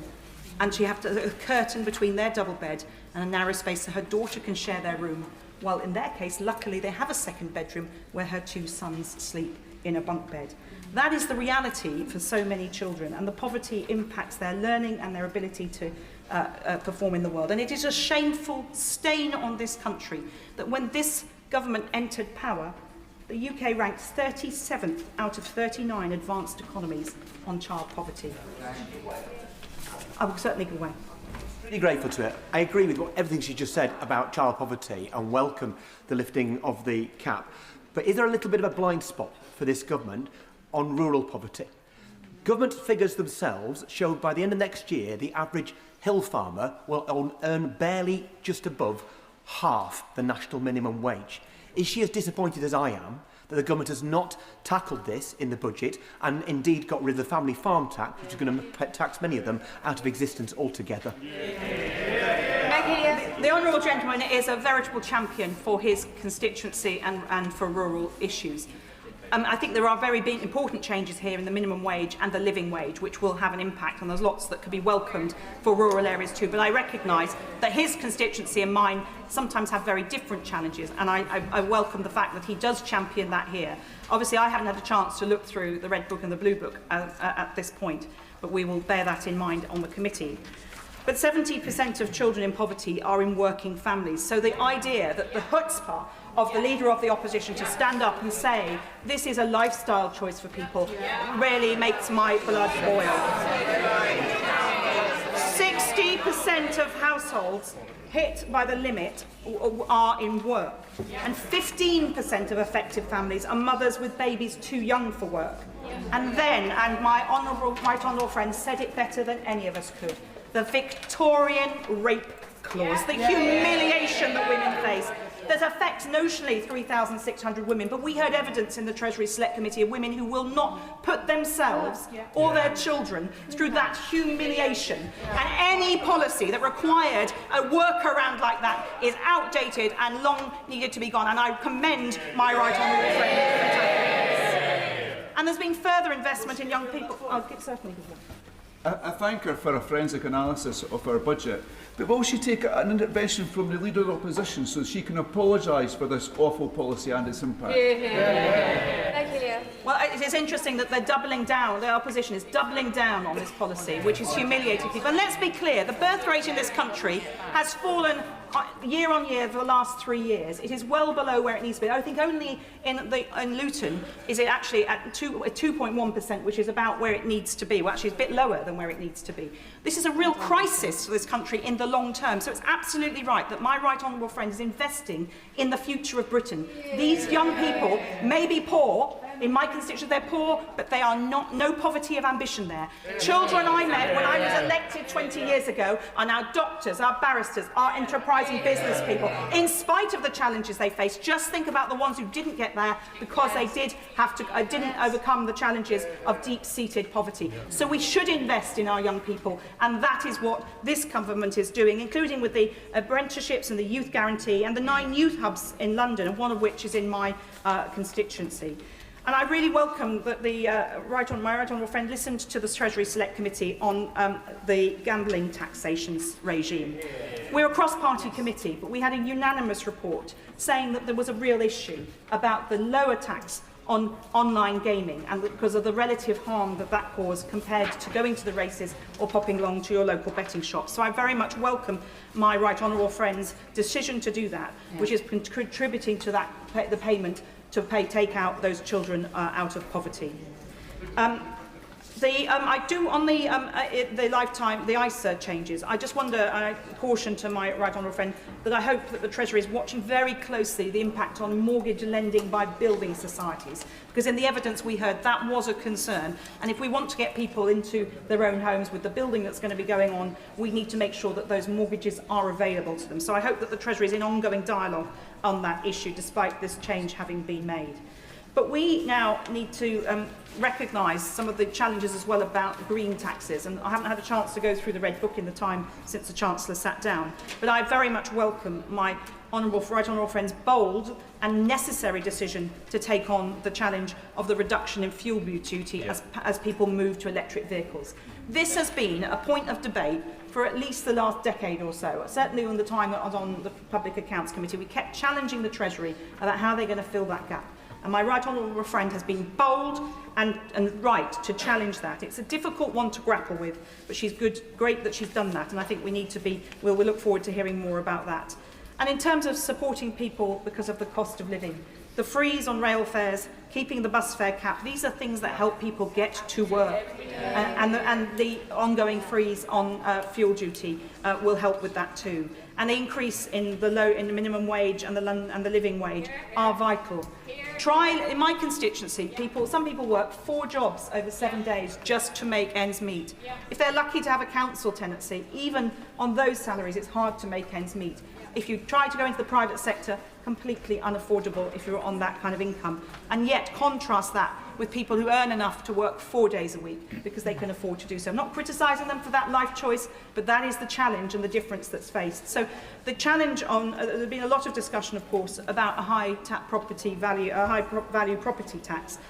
In my constituency, on a rough calculation, around 1% of properties are worth over 2 million in central London. So when the opposition scream foul on this, I think in zone 1 and 2 in central London, right on the edge of the city, 10 minutes from Liverpool Street, around 1% of people will face that surcharge. That is a small price to pay when next door our families are living in the deepest poverty that I have described. And it's great to see some movement on energy bills, which is having a really, really big impact. There's a lot more detail in this budget, which the Treasury Select Committee will be looking at over the next couple of weeks, and we look forward to welcoming the Chancellor to the committee on the 10th of December, where we will both ask her to explain, but we will also challenge her, as is our proper constitutional responsibility, about the detail of her budget. I call the Leader of the Liberal Democrats, Sir Ed Davey. Thank you, Madam Deputy Speaker. And we're looking forward to the Treasury Select Committee challenging the government on the details. But, Madam Deputy Speaker, this government was elected on a promise of tackling the cost of living and growing the economy, and this is the second budget where it's failed to do either. For millions of people struggling with higher bills, all this budget really offers is higher taxes. The OBR sets it out in black and white. Disposable income, living standards are down thanks to this budget. Surely the Chancellor should have learned from her first failed budget that you can't tax your way to growth. Under the Conservatives, the UK's tax burden reached its highest level since 1948 and it hit the economy. Yet under this budget, the tax burden will hit an all-time high.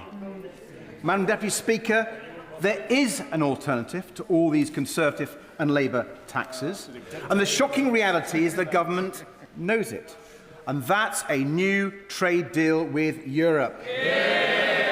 A major new deal to cut the cost of living and grow our economy. The truth is, Madam Deputy Speaker, Boris Johnson's Brexit deal has cost the Treasury £90 billion a year in lower tax revenue. Imagine if the Chancellor had adopted our plan to reverse those Brexit costs. Imagine how much more we could be helping families and pensioners across our country with the cost of living. Imagine how we could be ending the cost of living crisis today. Order. I made it very clear earlier on, and you're a senior member of the House. No intervention should be made, nor will be taken. Ed. Thank you, Madam Deputy Speaker. I'm happy to talk to him in the tea room afterwards.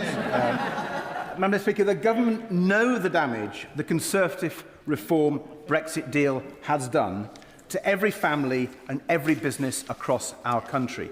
And yet they choose to reject the single biggest policy for ending the cost of living crisis, turbocharging economic growth and boosting tax revenues without raising tax. A new trade deal with Europe, properly fixing our broken relationship with Europe with a new customs union. Growing our economy by freeing British businesses from the costs, barriers and red tape favoured by the Conservatives and Reform.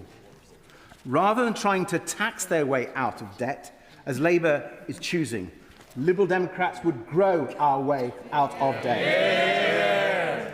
Now, Madam Deputy Speaker, to be fair to the Chancellor, she has recently spoken about the terrible damage that the Conservatives' Brexit deal has done to our economy. The deal that promised to save us £350 million a week, but ended up costing the taxpayer £1.7 billion every week. But where is the Chancellor's urgency and ambition to fix the problem she rightly identifies? Today, she didn't even mention the huge hit to the Treasury from Brexit. She is like a doctor who has diagnosed the disease but refuses to administer the cure. Refusing to take up our plan for a brand new deal with the EU, a much better deal for Britain than anything the government has pursued so far with a new customs union at its heart. Madam Deputy Speaker, everyone but the most extreme Brexiteers now realise what a costly economic disaster the Brexit deal has been. Whether you're a young family struggling with ever higher food prices, or a high street business just trying to survive the chance of the latest new cost or tax, people are understandably looking for a credible economic policy to change their futures for the better. And it's crystal clear now. Only the Liberal Democrats are providing the leadership on our economy people are crying out for. Now, Madam Deputy Speaker, there are some measures the Chancellor has announced today that we do welcome. At last, she has decided to tax the big online gambling firms by raising remote gaming duty, as the Liberal Democrats have been calling for. Problem gambling is related to hundreds of suicides every year. So, of course, online casinos and the like should absolutely pay more tax on their huge profits. Her decision to scrap the rate clause is an excellent one. And I may not have heard the Leader of the Opposition, but I wasn't sure if she welcomed that.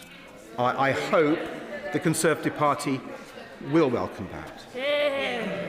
And the Chancellor's decision to scrap the two-child limit is excellent. It was in our general election manifesto, and I'm glad that she is now enacting Liberal Democrat policy. Madam Deputy Speaker, it's clearly the most effective way of lifting children out of poverty, and it will save taxpayers' money in the long term. And the biggest relief today for millions of families and pensioners is the action the Chancellor is taking to reduce energy bills, and we welcome it. But even after the Chancellor's changes, it will still leave the typical household paying hundreds of pounds a year more on their energy bills than 5 years ago. So more action will be needed. But we need action on energy bills that works. Reform and the Conservative Party pretend that the answer to rising energy bills is to scrap our climate commitments and stop investing in renewables. They couldn't be more wrong. The Conservative reform energy policy would put up bills and just make the UK even more reliant on imported fossil fuels with their volatile and high prices. That would be a disaster for our economy, a disaster for our environment, and a disaster for jobs, and a disaster for people struggling with energy bills.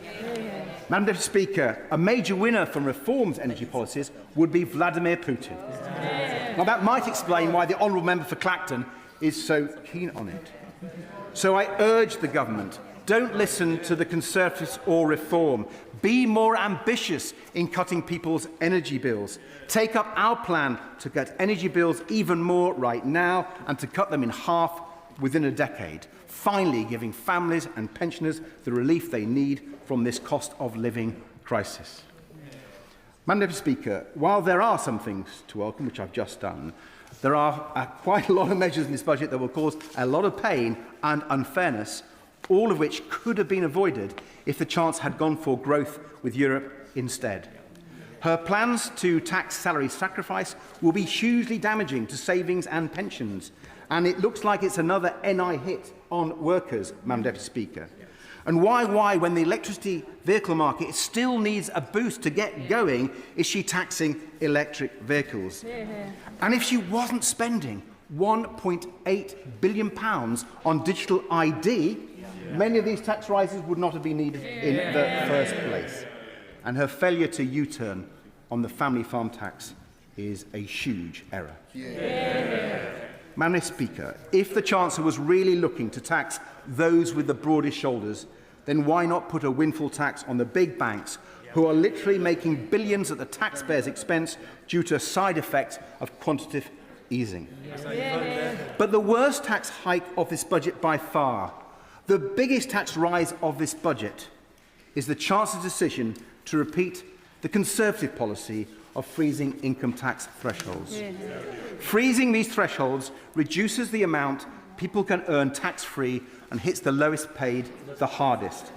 But I have to say, Madam Deputy Speaker, hearing the Conservative leader criticise it now rings incredibly hollow. And I think the member for Berkshire was objecting to her comments.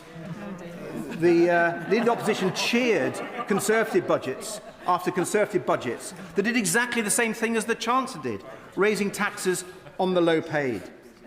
The Conservatives dragged an extra 4 million people on very low incomes into paying income tax and an extra 3.5 million people into paying the 40p rate. And the OBR says this government is now planning to drag a further 750,000 low-paid workers into tax and nearly 1 million people into the 40p rate. So someone on the average salary is paying an extra £582 this year because of the Conservatives' policy, and under the Chancellor's plans, they will pay an extra £300 a year by 2031. Now, Madam Deputy Speaker, contrast that with our record on income tax. We raised the personal allowance by £4,000.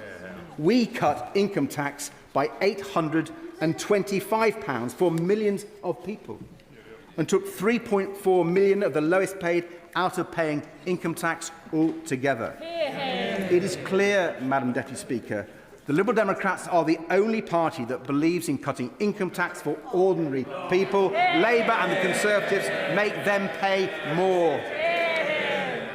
As well as adding income tax pain to families struggling with the cost of living crisis, this budget will also add to the cost of doing business crisis facing Britain's hospitality sector, where she went nowhere near far enough. Our high streets are suffering. Pubs, restaurants, cafes, caravan parks, zoos, even our beloved theme parks. They are struggling against higher business rates and the government's misguided jobs tax. The Liberal Democrats called on the Chancellor to help them with an emergency 5% VAT cut for hospitality for the next 18 months. That would have been a lifeline for some of our most beloved local businesses and for people's jobs, boosting local economies across Britain. And it is very disappointing that the Chancellor hasn't listened to our calls. Finally, Madam Deputy Speaker, can I say how disappointed I am with how little there was for carers in this budget? As a carer myself for much of my life, I'm determined to speak up for the millions of carers less fortunate than I am. Millions of family carers and care workers who make enormous sacrifices looking after loved ones. Carers who keep our NHS going. Carers who keep our society going. They deserve far more support from the government, and I will keep pressing their case. Now, I do welcome the Carers Allowance review, but it confirms our argument that the Carers Allowance system is out of date and is in need of urgent change, and we're yet to hear commitments to those changes. I welcome the decision to reassess cases where overpayment has caused huge hardship, but with the changes not coming to force for another year, the government must instruct the DWP to immediately suspend repayments during that delay and swiftly deliver compensation. More needs to be done to help family carers juggle their jobs with their caring responsibilities. And, Madam Deputy Speaker, we urgently need the Social Care Commission to actually start fixing the system on a cross-party basis and make sure our loved ones get the care they need.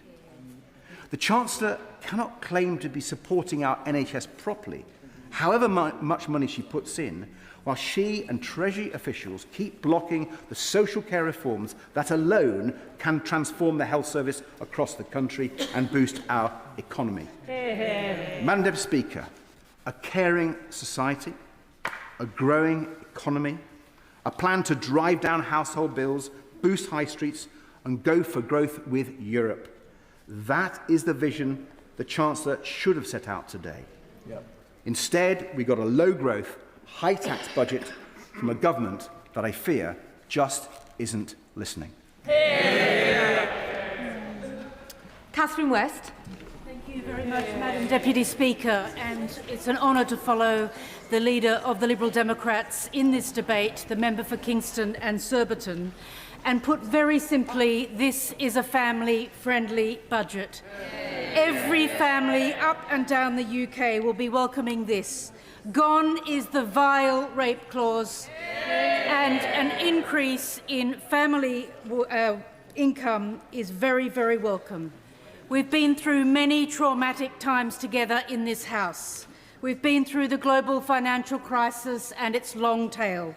We've been through Brexit, and the right honourable member who spoke before me is quite right to emphasise the vast difference between our economy while we were in the European Union and now that we're not. And I welcome the work being done at Cabinet level and ask Cabinet to redouble their efforts to work on good trade arrangements under the EU-UK Security Pact to improve our economy and enlarge our economy. And of course, COVID. We heard of COVID this week with the report.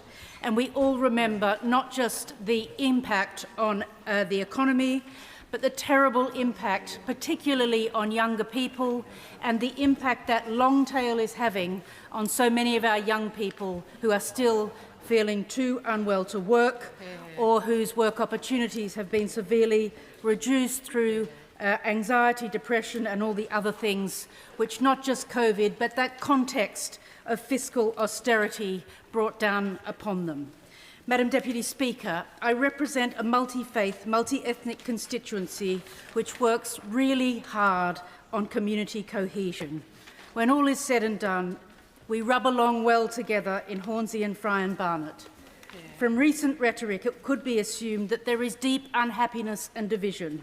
In fact, I want to put on record the opposite.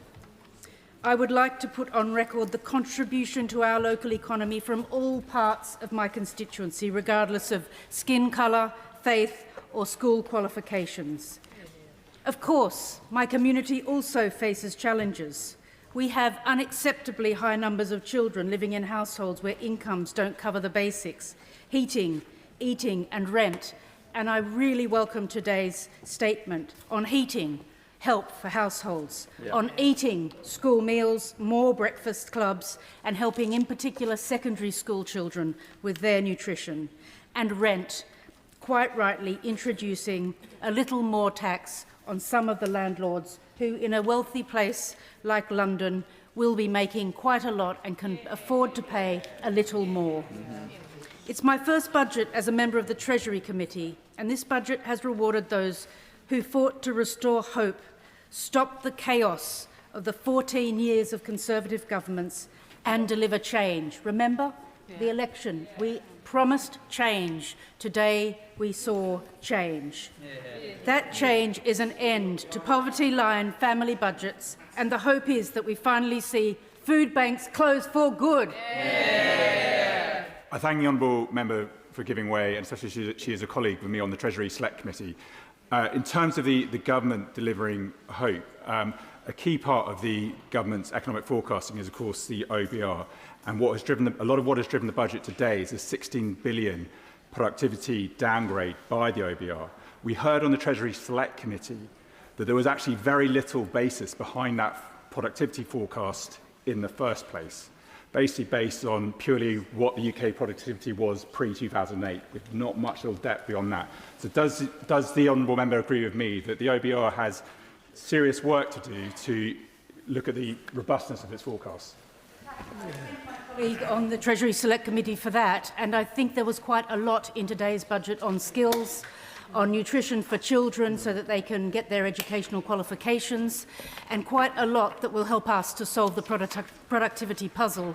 But I do look forward to questioning with him the OBR on their data, how they got to that position, and how we can be helpful in pushing the government towards even more investment in skills, apprenticeships, and in deepening our investment in young people so that our productivity can improve over time.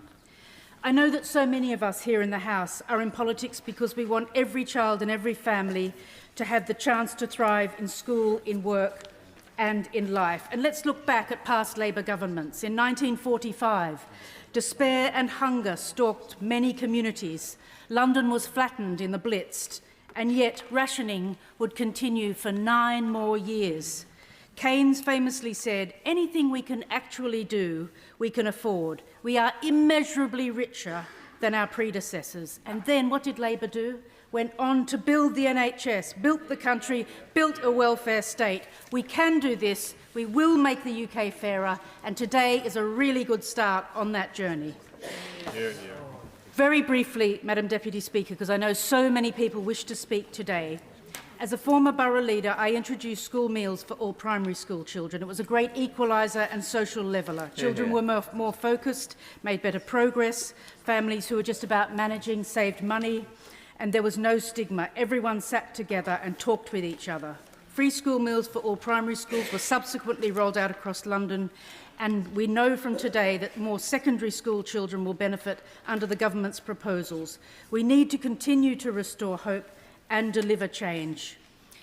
The two-child cap on universal credit, of course, another pro-family measure, the most cost-effective, quick measure to bring up to 500,000 children out of poverty, and paid for by the most addictive forms of gambling, which has been increased. My personal view is we could have gone even further on the gambling, and I hope that it raises between 1 and 3 billion, because I think that the remote gambling in your bedroom, on your phone, is deeply damaging to society. The Trussell's September 2025 Hunger in the UK makes for sobering reading. In 2024, 16% of UK households were food insecure, which of course we know is not a food problem, it's an income problem, and this is an issue we must continue to interrogate. I'm very pleased to have secured a backbench debate on food inflation and poverty. So in conclusion, Madam Deputy Speaker, together with school meals, more breakfast club provision, a higher living wage since the general election, slowly the living standards of families will turn around. It's particularly positive to see the first woman Chancellor recognise the impact which the difficult financial climate has had on families. I hope that by this time next year, once these measures are really embedded, we'll begin to see the closure of food banks. I've heard a lot about what we want to see by the end of this Parliament. Let's aim for a closure of food banks in this country by 2029. And we hope to feel that every child and every family will have the chance to thrive. To help colleagues, they are now permitted to make an intervention, and a backbencher may wish to accept or decline that. And I call Sir Jeremy Hunt. Budgets aren't easy for chancellors because there are so many things beyond your control, but being forced to make trade-offs reveals priorities. And I'm afraid today's priority was not economic growth, but political survival. That's because there was one central call the Chancellor had to make today. Do we reform welfare or do we raise tax? Getting our welfare bill down to pre-pandemic levels would save about £47 billion a year within 5 years. It wouldn't have been easy, but it would have meant no tax rises and plenty of headroom in public finances. Instead, welfare spend is going up and jobs and growth are going down. In every single day of the government's first year, around 2,200 people have been signed off not just working but even having to look for work. That's 1 million more people on universal credit just in the last year. Most of those claimants cite mental health, but every doctor I ever spoke to as Health Secretary said that people with anxiety and depression need social contact. That means being at work, not being at home. So this could, I will very happily give way to the Chair of the Select Committee. On the point of mental health, he is absolutely right to point out that that is one of the drivers of people going on universal credit that does need tackling. So does he share my alarm that today in the HSJ it's been reported that this government's planning to water down the mental health investment standard, which starts to reverse the trend that we saw over many years of achieving parity of esteem between physical and mental health? I absolutely share the Honourable Lady's concern about that. That was introduced when I was Health Secretary. And this could have been the budget in which the Chancellor announced that we will speed up treatment for people with mental illness and not park them on welfare. This could have been the budget that said that we will eliminate fraud by stopping completely benefit applications by phone. It could have been the budget that said that instead of relying on migration to help firms expand, we will make sure that people at home are fit to join the workforce. Instead, the welfare bill is going up by around £14 billion, not least because of the totally unfair abolition of the two-child cap, which I fear will see more children, not less, living in the structural poverty caused when there are no adults in the household at work. And that I will happily give way to... He surely, given his background, must recognise that there is a direct link between social policy and economic policy, that this country needs a working-age population to fund future pensions and welfare bills for generations in the future. How on earth can you do that if you're not encouraging children to be brought up and raised in a household that can afford to feed them? Order. How on earth can you do that? We can't start off this 4 days of budget debate with the word you and your. So quickly, come to your conclusion with the right language. Well, I think she brought me to order just at the right time. I recognise that the honourable gentleman's concern about child poverty is sincere. I just have a totally different view as to how to reduce child poverty in this country. I think financing people to have ever larger families means more children growing up in poverty, not less. And I think the evidence for that is that under the previous Conservative government, we had 1 million fewer children growing up in workless households, and child poverty in absolute terms fell. And he needs to look at that evidence. And the taxes and the price we are paying for this mushrooming welfare bill is that taxes are growing up and they are already starting to destroy growth. 180,000 fewer payroll jobs in the last year. Unemployment up, inflation up, interest rates higher than they would have been. And the tragedy is that absolute poverty, which, as I said, fell under the previous Conservative governments, is now likely to rise under Labour as jobs vanish and welfare rolls soar. I'll give way to the honourable gentleman. I thank the right honourable member for giving way. I grew up in poverty. 1 in 4 children in Bournemouth, the town that I represent here, grew up in poverty. I can tell the honourable member, growing up in poverty is not a good thing. It's an awful thing for the life chances of the child. It's an awful thing for the family that care for them. It's an awful thing for the community that wraps their arms around the child. But would he agree with me too that he is ignoring the future costs of child poverty? I used to run mental health and domestic abuse services. I can certainly tell him that when children grow up in poverty and then in later life can't find the education, training and support that they need because of their trauma as a child, they cause extra costs for the public services that we then have to meet. Does he not agree with me that we should be preventing those future costs? I absolutely agree with him, but I profoundly disagree on the way the government is choosing to do that, because by expanding the welfare bill, expanding the number of large families living in poverty, you are making the root causes of poverty worse and not better. And let me say this, the Chancellor says that there is a growth plan, but it was very difficult to discern anything at all in today's budget. We know, for example, that raising public sector productivity to private sector levels would add 0.4% to annual GDP growth. We know that proper planning reforms would add 0.4%. We know that proper welfare reform would add 0.3%. We know that getting energy bills down properly adds 0.3%. We know that AI could dwarf all of that, according to Microsoft and Accenture, potentially adding 1% a year. But we got none of that today. Instead, we had a government arriving in office saying they wanted growth, growth, growth, without knowing how they're going to get there. And growth needs a plan, not a soundbite. And it's that lack of a plan, or even a guiding philosophy, which is why today we've ended up with a budget that damages growth, damages investment, damages jobs, and most tragically of all, damages opportunities for young people, of whom there will shortly be 1 million not in employment, education or training. I give way to the honourable member. Respected member of the House, but I think it's really important that we reflect on the facts. The Chancellor announced today, as did the OBR, that growth is up from 1% to 1.5% this year, and he talks about having a plan on planning reform, a subject I'm very interested in. Why then did his party abstain and not back our planning reforms? I think he's absolutely right. We should look at the facts, and the facts are very clear that the OBR upgraded growth for this year, and then they downgraded it for every single year of the forecast thereafter, and that is why the overall size of the economy is shrinking as a result of the measures taken by the Chancellor in the last budget, and I'm afraid made much worse in this budget. And I agree with him that we do need to go further on planning reform, but I don't think we have any plan for the government for the really substantive changes that would align incentives between local communities and national government when it gets to, for example, planning approval for big infrastructure projects. And I would cheer from the rafters if we heard that from the Chancellor, because it is urgently needed.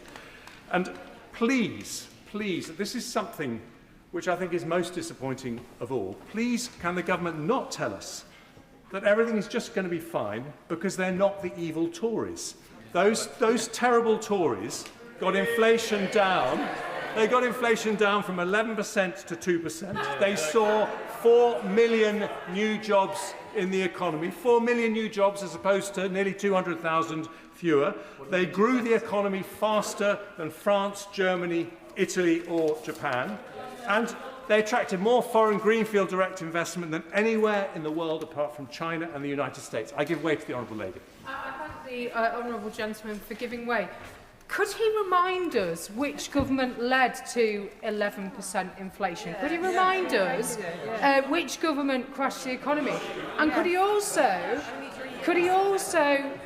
speak to the 1,970 children, estimated, in Morecambe and Loonsdale who will benefit from the lifting of the two-child benefit cap, and tell them why they should continue to live in poverty? Interventions must be short and to the point, and an actual question or a statement. So, Jeremy Hunt.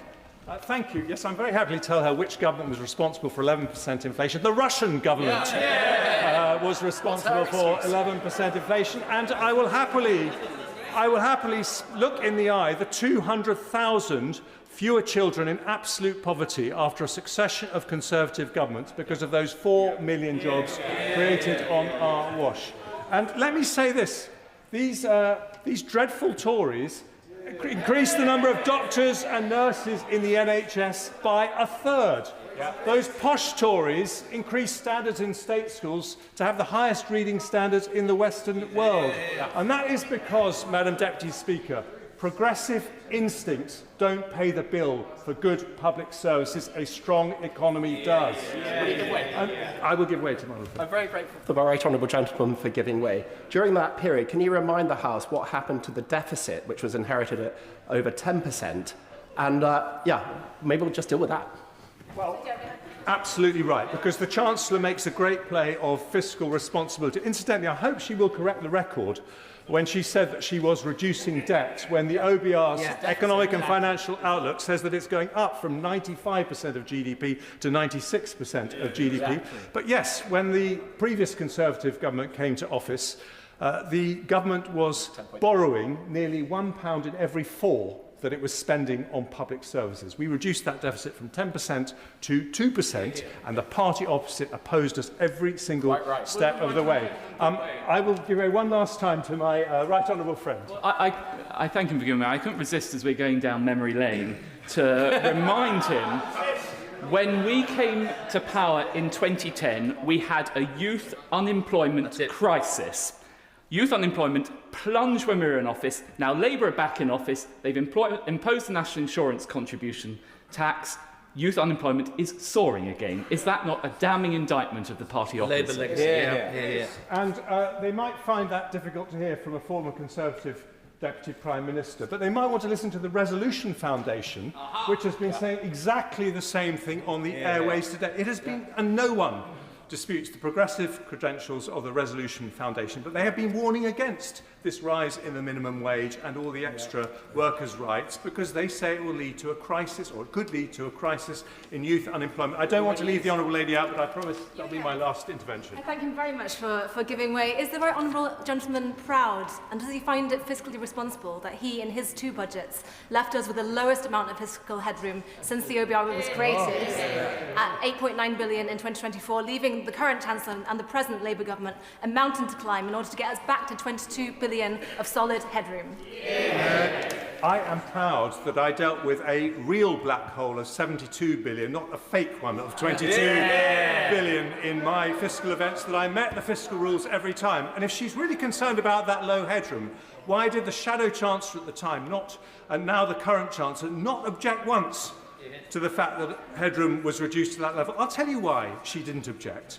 Because if I had left headroom any higher, I would have had to cut spending more or increase taxes higher, and that would have made the recession that we were heading into deeper and worse, with more unemployment, fewer jobs and more poverty. And that's why I'm proud that I took the right decision.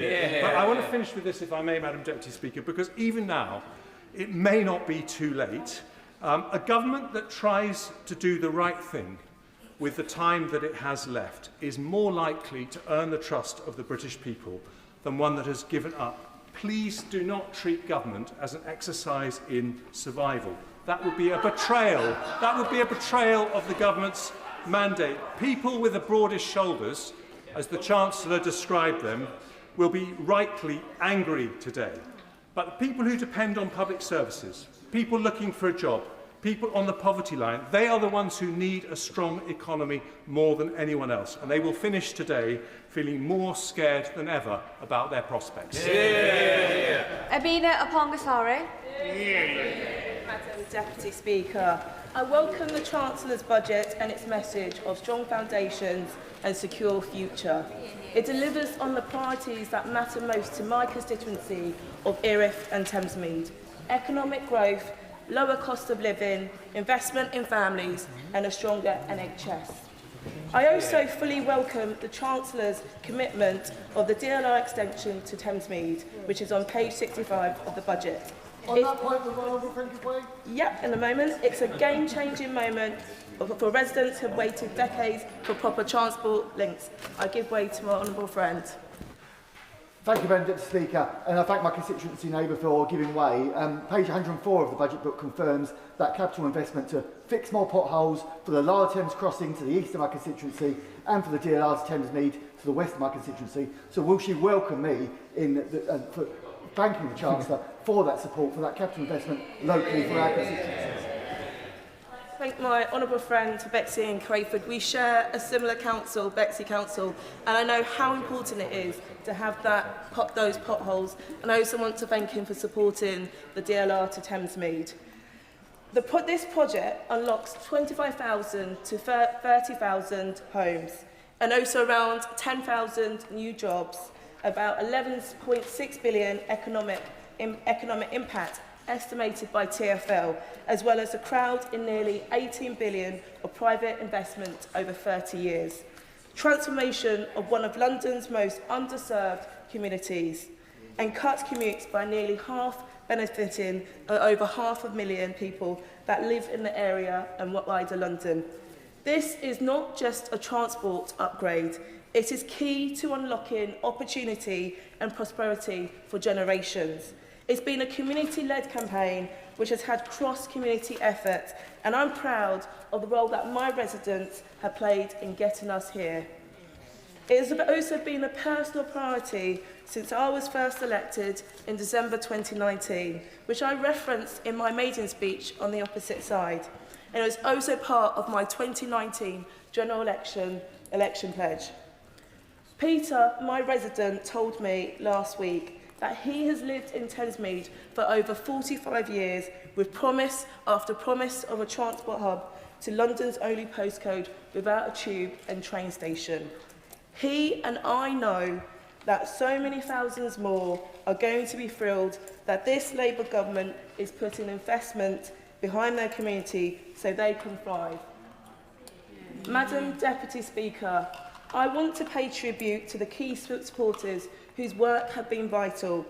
My Greenwich Council leader, Anthony Okorea, the Mayor of London, Sadiq Khan, my honourable friends for West Ham and Beckton, my Thamesmead councillors, plus TfL, councils, assembly members and members in this place, developers Peabody and Lendlease, and of course my senior parliamentary researcher, Patrick Brown.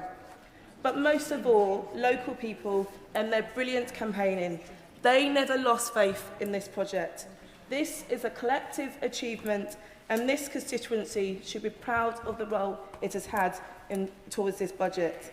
I also welcome the Labour government's announcement in September that Thamesmead is one of the 12 areas selected by the New Towns Task Force, further proof of the area's potential and importance. So once the DLR is secured, schools, NHS services, jobs and communities and facilities must grow alongside new homes. This is a start of a new chapter in Thamesmead, and I'm proud to have played a part, and I'm proud of my community who have championed this project from the start. I also strongly support the Chancellor's mission to reduce child poverty, including a nationwide rollout of free school breakfast clubs. I've seen firsthand the benefits in my constituency of Willowbank and Jubilee Primary School, better start for pupils and a real financial relief for families and schools. So I was delighted to see in page 31 of the budget that from September 2026 there'll be about 12,000 more primary schools which will offer free breakfast clubs, helping 200,000 more children. And I believe that saves working families around $450 a year and ensures over 500,000 more children do not start their school day hungry. I also welcome the confirmation of further investment to cut NHS waiting times, a vital issue for my constituents, and also welcome that today's announcements of the 250 new neighbourhood health, the one-stop shops, bringing together GPs, nurses, dentists and pharmacists under one roof, starting in areas that need it the most. Madam Deputy Speaker, would you like to give way? I'm extremely grateful to the Honourable Lady for giving way. On health facilities, would you share my concern that the only thing with more leaks than the budget run-up period is the roof of Musgrave Park Hospital in my Taunton constituency? And does she agree, would she agree that those hospitals in the second wave and third wave programme for rebuild need interim funding to keep them going in the meantime across the country, including in Taunton Wellington? The Honourable Member for his intervention. I have to remind him that this government is delivering more than previous governments. You may remember that his party was previously in coalition with the previous government that caused a lot of damage to this country. Yeah. Madam Deputy Speaker, I want to conclude by saying this budget delivers for the country, and it delivers for my constituency of Erith and Thamesmead. So after decades of waiting, residents will finally have their transport links they deserve and the opportunities that will come with them. And a new chapter begins today. And I will continue to fight for the investment, services and opportunity for my community because they deserve it. Order of the House, Sir Edward Lee. The benefit bill is now unsustainable in this country. And really the main purpose of what I want to say today is that I hope that we could try and create some sort of consensus in the House to try and deal with this problem, which is imposing a massive level of debt on families. Now, I'm absolutely sure that the government accepts that this burden is unsustainable, and I'm absolutely certain that if they would come to the House with sensible proposals to try and get people off benefit, Her Majesty's loyal opposition would support the government in that endeavour. The government ducked the challenge early in the year to cut benefits and to try and thereby encourage more people into work. We said at the time that we were prepared to support the government to try and deliver these cuts, and I'm sure that the opposition front bench would repeat that promise. Naturally, yeah. I thank the honourable gentleman for giving way. I just want to clarify that he's perfectly happy for children to continue to live in child poverty while we try to reform the welfare benefit system. Is that right? Actually making that point because what we were discussing earlier in the year were people who were seeking work, and we were trying to encourage people to get back into work. I think the problem that I can understand the political imperative of what the Chancellor has done today to sustain her own position with her own backbenchers. But the problem is that you're going to create a perverse incentive for people on benefit with larger families to stay out of work. And I'm not sure that's good for their morale, good for the economy, good for anybody. So I think it seems a very easy hit for the Chancellor today, but I think there are going to be perverse results. I just want to also say a word about representing a rural constituency of the family farm tax. The budget's extension of inheritance tax to businesses assets over 1 million has imposed, as we know, a major new burden on long-established family farms in my constituency and elsewhere. Now, I could quite understand if the government was seeking to target larger estates, target people who were acquiring estates to avoid inheritance tax. But this new family farm tax affects not just large landed estates, but ordinary farms worked by generations of the same families. And I was actually visiting quite recently a tenant farmer in my own constituency. And this actually affects him because his tenancy, he doesn't own the land, it's only a tenancy, but the tenancy is a capital asset and he will be taxed on it, maybe as much as £300,000, which affects the ability of the family to stay in farming. Many family farmers, as we know, lack liquid assets. They're forcing them to hold cash back, restructure, borrow, or consider selling part of the business. Because the dividends used to pay inheritance tax are themselves taxed, these family farms, face an effective tax rate of about 33%. Now, the measure affects a significant share of medium-sized, long-standing firms, even though it raises less than £500 million annually.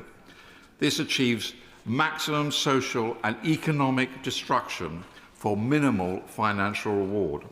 The policy discourages business growth because expanding a family firm increases future tax liabilities on heirs. Now, some advisers are recommending owners sell businesses outright to avoid future tax complications. A climate of unpredictable tax changes creates fear amongst owners and undermines long-term planning. The uncertainty over succession planning is freezing investment and expansion across affected businesses. So the arguments can be repeated, but I do appeal to the government to try and listen to the National Farmers Union, which has come up with some very sensible compromises which would keep family farms in business and would achieve the government's objective. Let me say a bit about the benefits bill.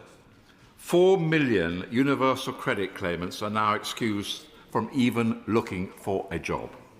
4 million, I repeat, universal credit claimants are now excused from even looking for a job. This is a disaster in terms of self-reliance, in terms of the economy, and much else. Now, numbers, we know, have grown sharply since the pandemic. A surge in reported illnesses, particularly mental health conditions, is the main driver. 2/3 of recent work capability assessments cite mental or behavioural disorders.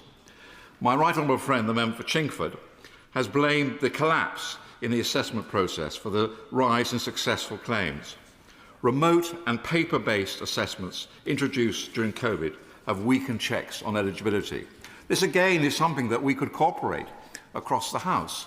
It's not just a question of cutting benefits. It's also a question of summoning people in, helping them, giving them confidence to try and get back into the workplace.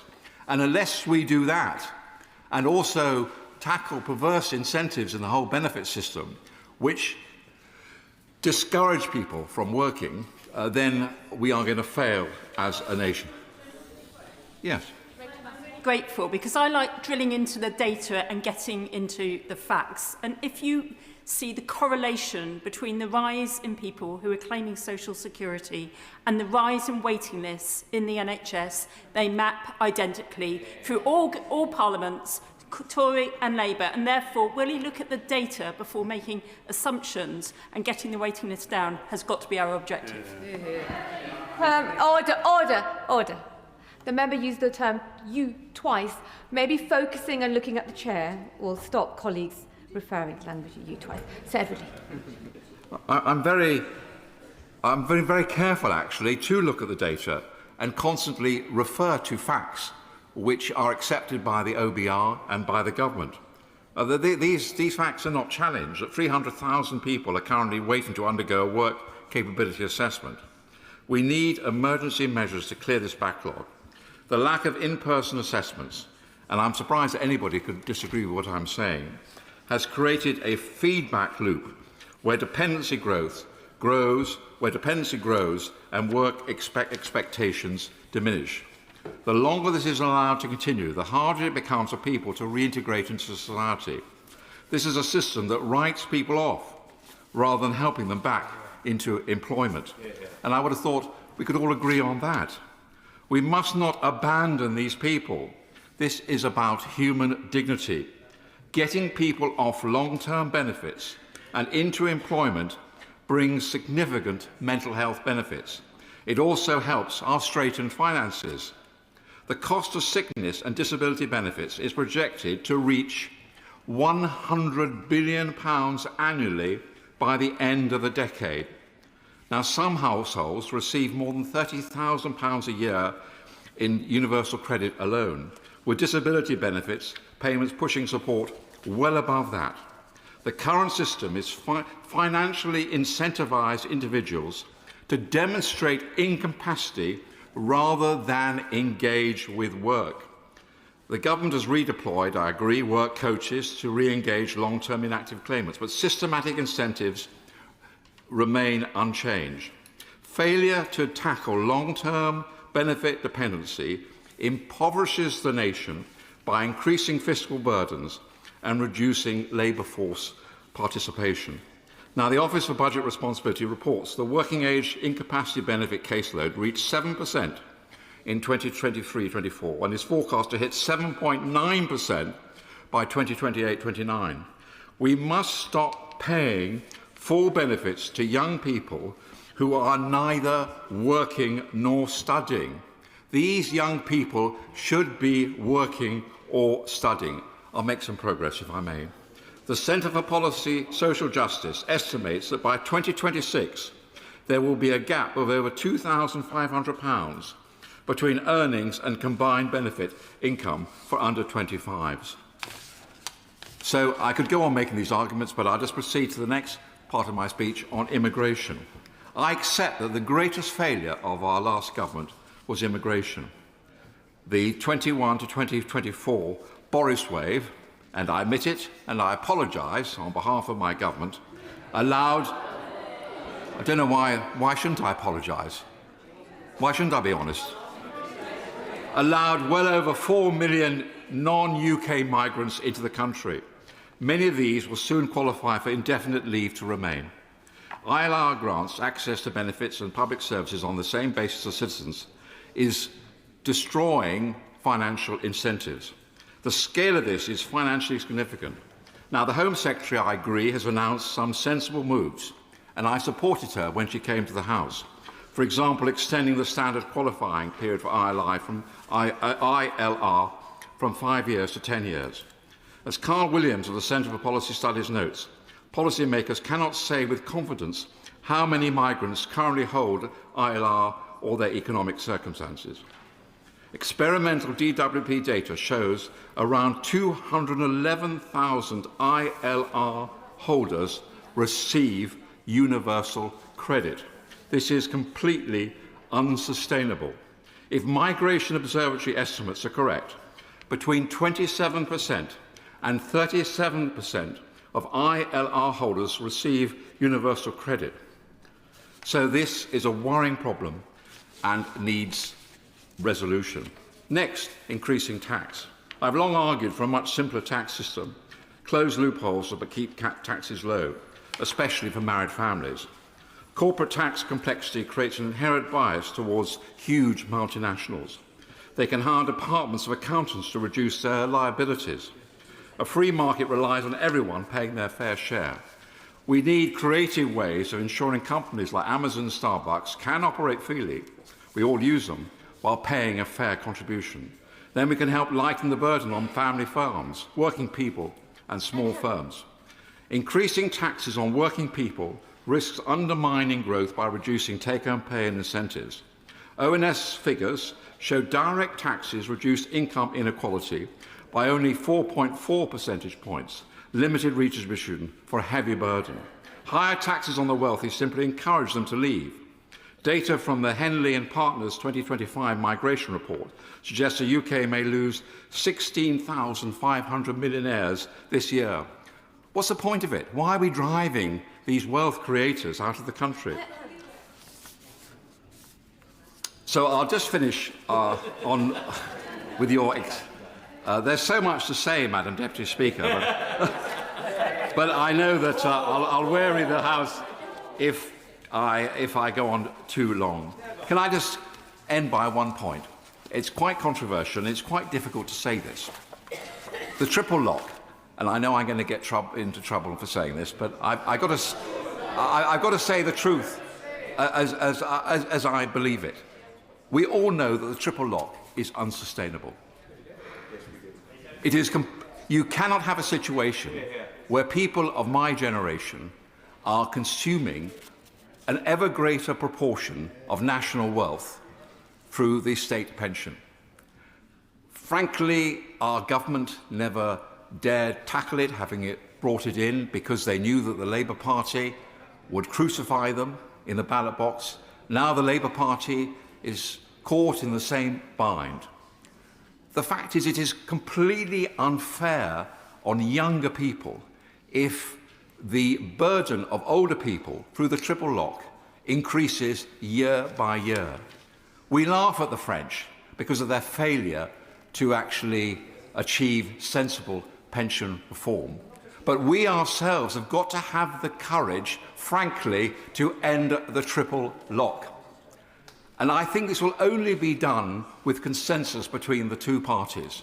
And I'm absolutely sure that if the government was to come to the lead of the opposition and say that this is unsustainable and will you share this burden with you, which may seem to be very unpopular, but actually know many older people of my generation, we all have children, we all have grandchildren, we all see our own children struggling to get on the housing market.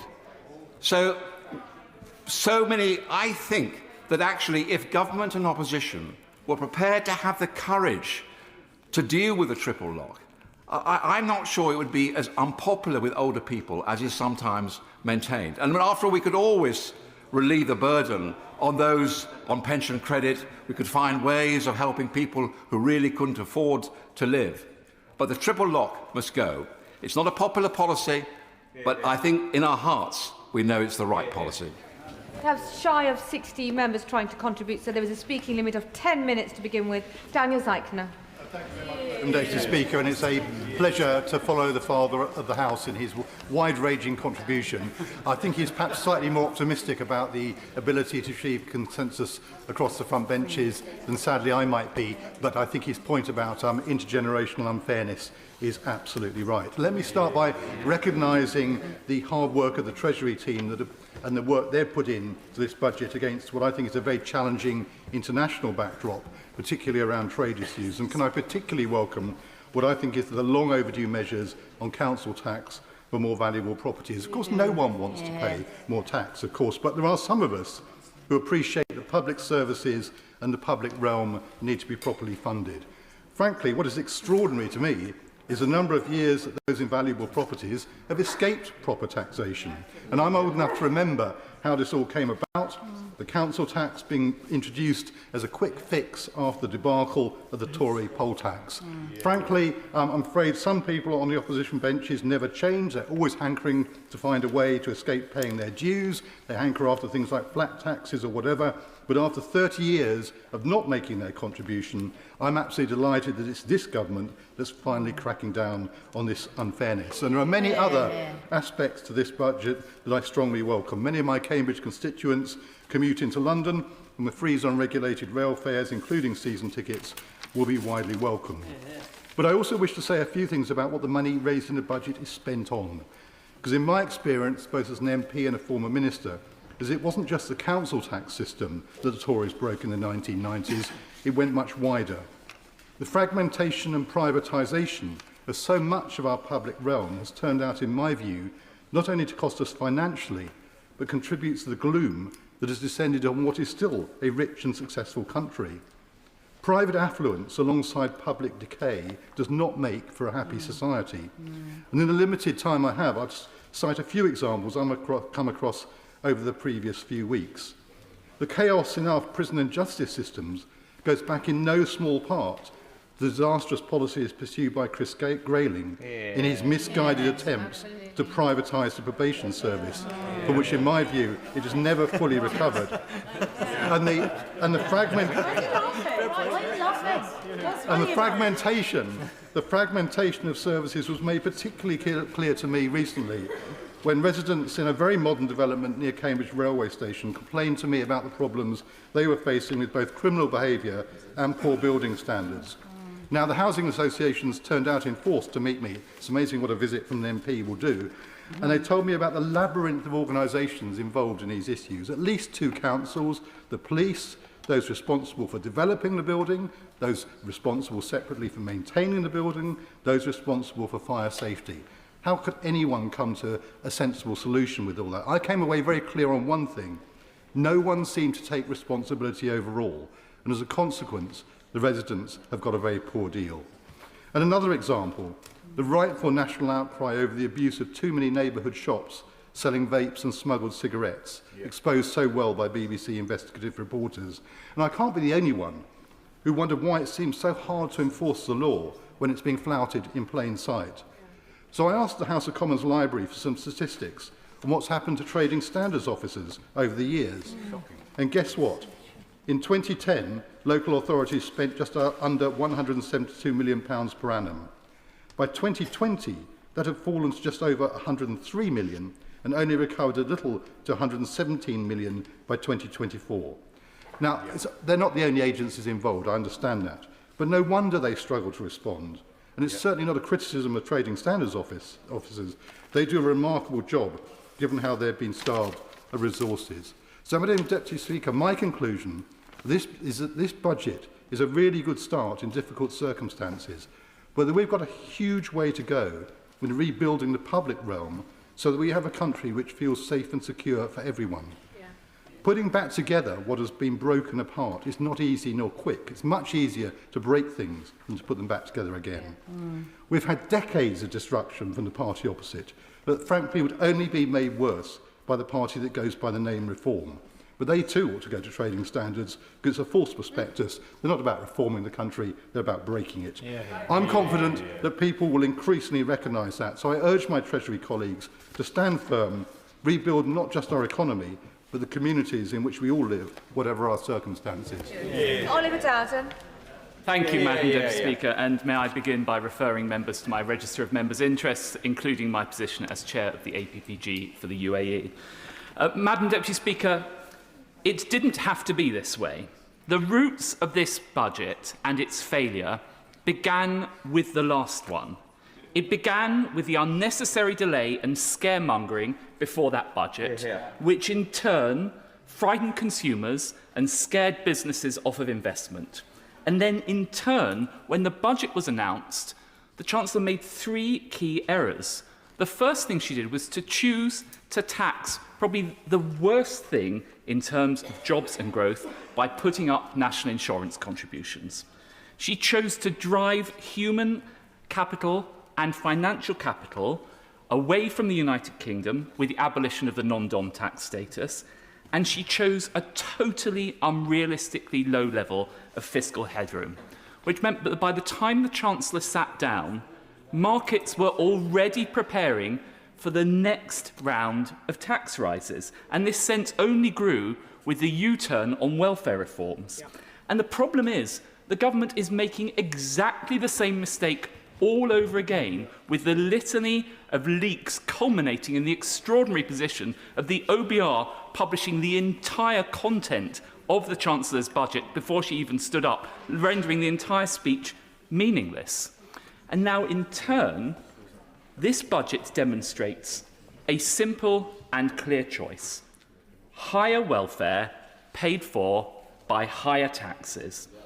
And for my constituents, that means higher income tax, it means higher taxes on their savings, it means higher taxes on their dividends, and in a constituency like mine, which has seen house prices soar over the past 30-odd years, now to astronomical levels, there is a real risk that older people in their family homes that they bought at very low prices are now going to by skimping and scraping to do so, I should say, are now going to have to find several £1,000s every year just to stay in their family home that they so love. And I think that is a real problem that is going to emerge from this budget. And I would urge the Chancellor to look at the very least at ameliorating measures to stop older people having to sell their homes in order to pay their council tax bills.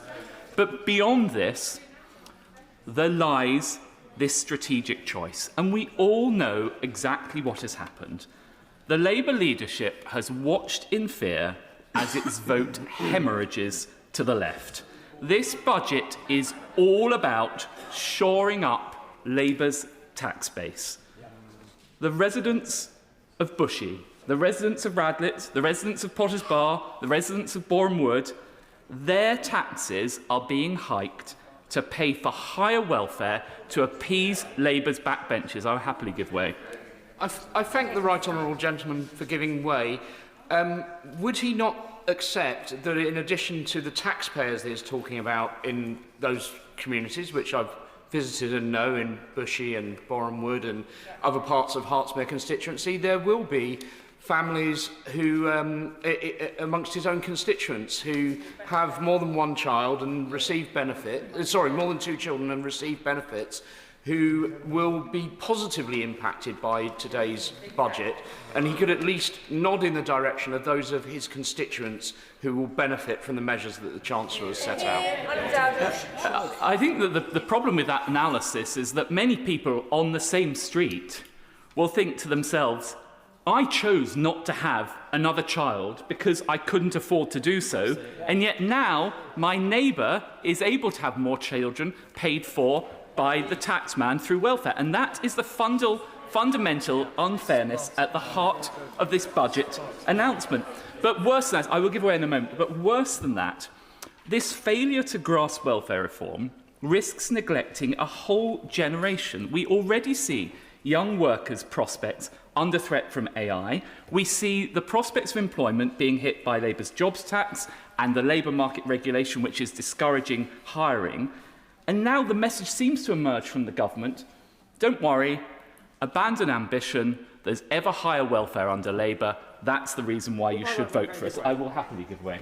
I'm grateful to my right honourable friend. He's making a characteristically excellent speech. Would he agree with me that we are at the tipping point where the welfare state is ceasing to be what we've always wanted it to be, which is a safety net below which nobody can fall, but instead is becoming a cocoon which is going to trap a whole generation in dependency and absolutely kill off aspiration and social mobility? As ever, my honourable friend is totally correct. Of course the welfare state should be there for those people in temporary difficulty, but it cannot be a lifestyle, which is what ends up happening. I will give way to the chairman of the Treasury Select Committee, then I must make some progress, so forgive. I do thank the right honourable gentleman for giving way. Look, we've had evidence at the committee. It is absolutely a fallacy which we need to nail, that people choose to have more children to get more benefits. That is not the case. People fall on hard times. That safety net is there, and the ambition of my young families in Hackney is immense, but they are held back. There are a lot more systemic issues about poverty, but this will tackle it for that generation, and we need to welcome it. Well, of course there will be the occasional person that falls on hard times, but I think she should try saying that to many, many of my constituents who are unable to have more children. They take the choice not to have it, and that option is now, there's an imbalance between that and the approach taken on welfare. And so we have a situation where at the same time as the United Kingdom is embracing higher taxes and an ever greater role for the state, beyond Europe, lower tax dynamism abounds. We can see the US surging with freer markets and a tech and energy bonanza. You only need to look to the Gulf, to states like the UAE and Saudi Arabia that are embracing tech, finance and alternative energy. Now, a generation ago, this would have mattered less. But now we're in the position where Labour and capital are highly mobile, and we are seeing more and more people voting with their feet. leaving the United Kingdom by the tens of thousands. And this tide is washing out our very brightest and best away from our shores. And I fear that once those people leave, it is very hard to get them to come back. And the sadness of all of this is that the United Kingdom remains a wonderful country. It is actually a beacon of stability with the rule of law, the English language, the time zone, great research universities, and a highly talented workforce. And indeed, having criticised the government a lot, I pay tribute to them for successfully concluding a number of free trade agreements, including with India and the United States. And I hope that others will follow, including with the GCC. So, at a time when other countries present challenges, whether it's the security situation in relation to China, whether it's the unpredictability of the United States, or stagnation in Europe, the United Kingdom actually has a golden opportunity to be a magnet for investment from businesses and entrepreneurs around the world. But the risk is that we are consigning ourselves to a situation which a Scottish entrepreneur described to me a couple of days ago as being the why bother economy. And what he meant by that was that, of course, people aren't going to disinvest, but they won't choose to actively invest in the United Kingdom because we are not creating the environment where we are rewarding risk-taking and entrepreneurship. So if we are to seize this moment, there are a few simple steps that we could take, and I would urge the Chancellor to do so in order to light the fire of competitiveness. First of all, instead of trying to drive away the wealthiest and biggest global investors, as we have done with the abolition of the non-dom status, we should be welcoming them and gaining more revenue at the same time. One only needs to look at the Italian model, where they have imposed a relatively high fee, but in return to that have exempted wealthy mobile people from paying further taxation. As a result of that, investment in Italy is surging, and the number of wealthy people choosing to locate in Italy is surging, with all the opportunities that brings for growth and investment. Instead of obsessing with policing social media, we should be aggressively policing the sort of small, low-level crime that drives people away from locating in this country, whether it's the phone snatching, the shoplifting, or the general sense that the streets of this country have become less safe than they were a few years ago. And instead of clobbering entrepreneurs, wealth creators, and hard-working Brits with ever higher marginal rates, we should have the confidence to believe that lower marginal rates generate higher revenues in the long run and benefit absolutely everyone. And most importantly of all, in relation to this budget, instead of consigning a generation to welfare, we should be aggressively reforming the welfare state to create opportunities for all. It really isn't too late for the government to seize this opportunity, but sadly, I fear that only a change of government, and of course a change of government to the Conservative Party, will be able to deliver those things. Liam Byrne. Well, thank you very much, Madam Deputy Speaker. Well, I don't know what budget the Right Honourable Gentleman was reading, but it wasn't the budget that was put on the table this afternoon. Madam Deputy Speaker, I think the Chancellor got the judgment exactly right today. She had a difficult inheritance, she had a difficult hand, she had difficult decisions to take, and she got the calls absolutely right. We have a situation now, the budget now being delivered, where we have growth this year that has been forecast to rise. We have business investment over the course of this Parliament, which is forecast to rise. We have inflation, which is coming down. We have forecast interest rates, which are coming down. We have energy bills for our constituents, which are coming down. Yeah. And we have child poverty, which is actually set to collapse. That is 8,900 people in my constituency who will be better off because of this budget, a Labour budget, which is delivered by a Labour Chancellor this afternoon. Now, Madam Deputy Speaker, as you know, I've been in this House for 21 years. I have sat on both front benches. I have sat on both sets of backbenches. And so I've come to see, over the years, the selective amnesia which somehow bedevils debate in this place, and the problem of unreliable narrators. But I have to say, I have never seen amnesia on as epic a scale as I heard from the Leader of the Opposition today. Now, I think it is quite well established, Madam Deputy Speaker, that back in 2010, I thought the numbers were a little bit tight. I thought difficult decisions were going to be needed, which is why we left a judiciously balanced budget, 2/3 spending cuts, 1/3 tax rises, that would have halved the deficit in 4 years and brought debt borrowing down by 2016. That, of course, was not the strategy that was pursued by the last government. And what is the difference that that made? Well, the party opposite saddled this country with an extraordinary £1 trillion of debt higher than the situation that we left. That's why we're paying £1.10 in interest rates today, because they more than doubled the national debt. And before we hear any nonsense about COVID, let us just remember that 80 to 90% of the increase in debt that the Conservative saddles us with was before the COVID lockdowns began. I give way to the honourable gentleman. Oh, nothing as contemporary as COVID, don't worry about that. I just wondered how much money he left in the coffers when he was Chief Secretary in 1997. Well, I can tell him. I don't know what his faculty of maths is like. I don't know if he realises that a trillion has 12 noughts. But we left the national debt £1 trillion lower than it is today. £2.7 trillion. That is how much this country is now borrowing. Now, the great tragedy, of course, of all of this is that if they had borrowed money at low interest costs and actually invested it in something that enhanced productivity, we would be in a better position today. The Chancellor wouldn't have had to deliver the budget that she had to deliver today. Don't take my word for it. Don't take my word for it. Look at the International Monetary Fund. 25th of July, the report is very clear. The fact is that our productivity growth under the party opposite collapsed by 1/3 compared to the good old New Labour years. Our productivity divergence now with the United States is so serious. Our productivity growth has been half what it has been in the United States. And the OBR is really clear today. The downgrade on growth that they have baked into their numbers is entirely because of the productivity collapse, because they wasted the money during their 14 years in office. And of course, I should just say, by the by, because Conservatives are Conservatives, they managed to put £1 trillion on the debt, they managed to collapse the productivity numbers, and they still managed to put inequality up through the roof. That is why we all had in our constituencies food bank queues that we will never forget. I will never forget, for as long as I live, the phenomenon of collecting food in inner city Birmingham because our food banks had run out of food. I will never forget the children at Adderley School who were literally helping restock our food banks by taking penguin bars out of their lunch boxes to put them in food collection crates so that their classmates didn't go hungry at lunchtime. That's the reality of the child poverty legacy that this party left us with, and that is the legacy that the Chancellor got to grips with today.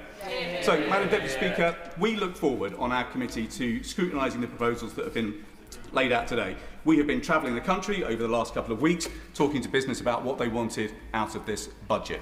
And there were three things that were very clear. What is extraordinary about this country? These are aisles of wonder. We now stand on the threshold of an extraordinary new era of innovation. This is an extraordinary country. We are an inventive country. We have been since the Industrial Revolution started in Birmingham back in 1761.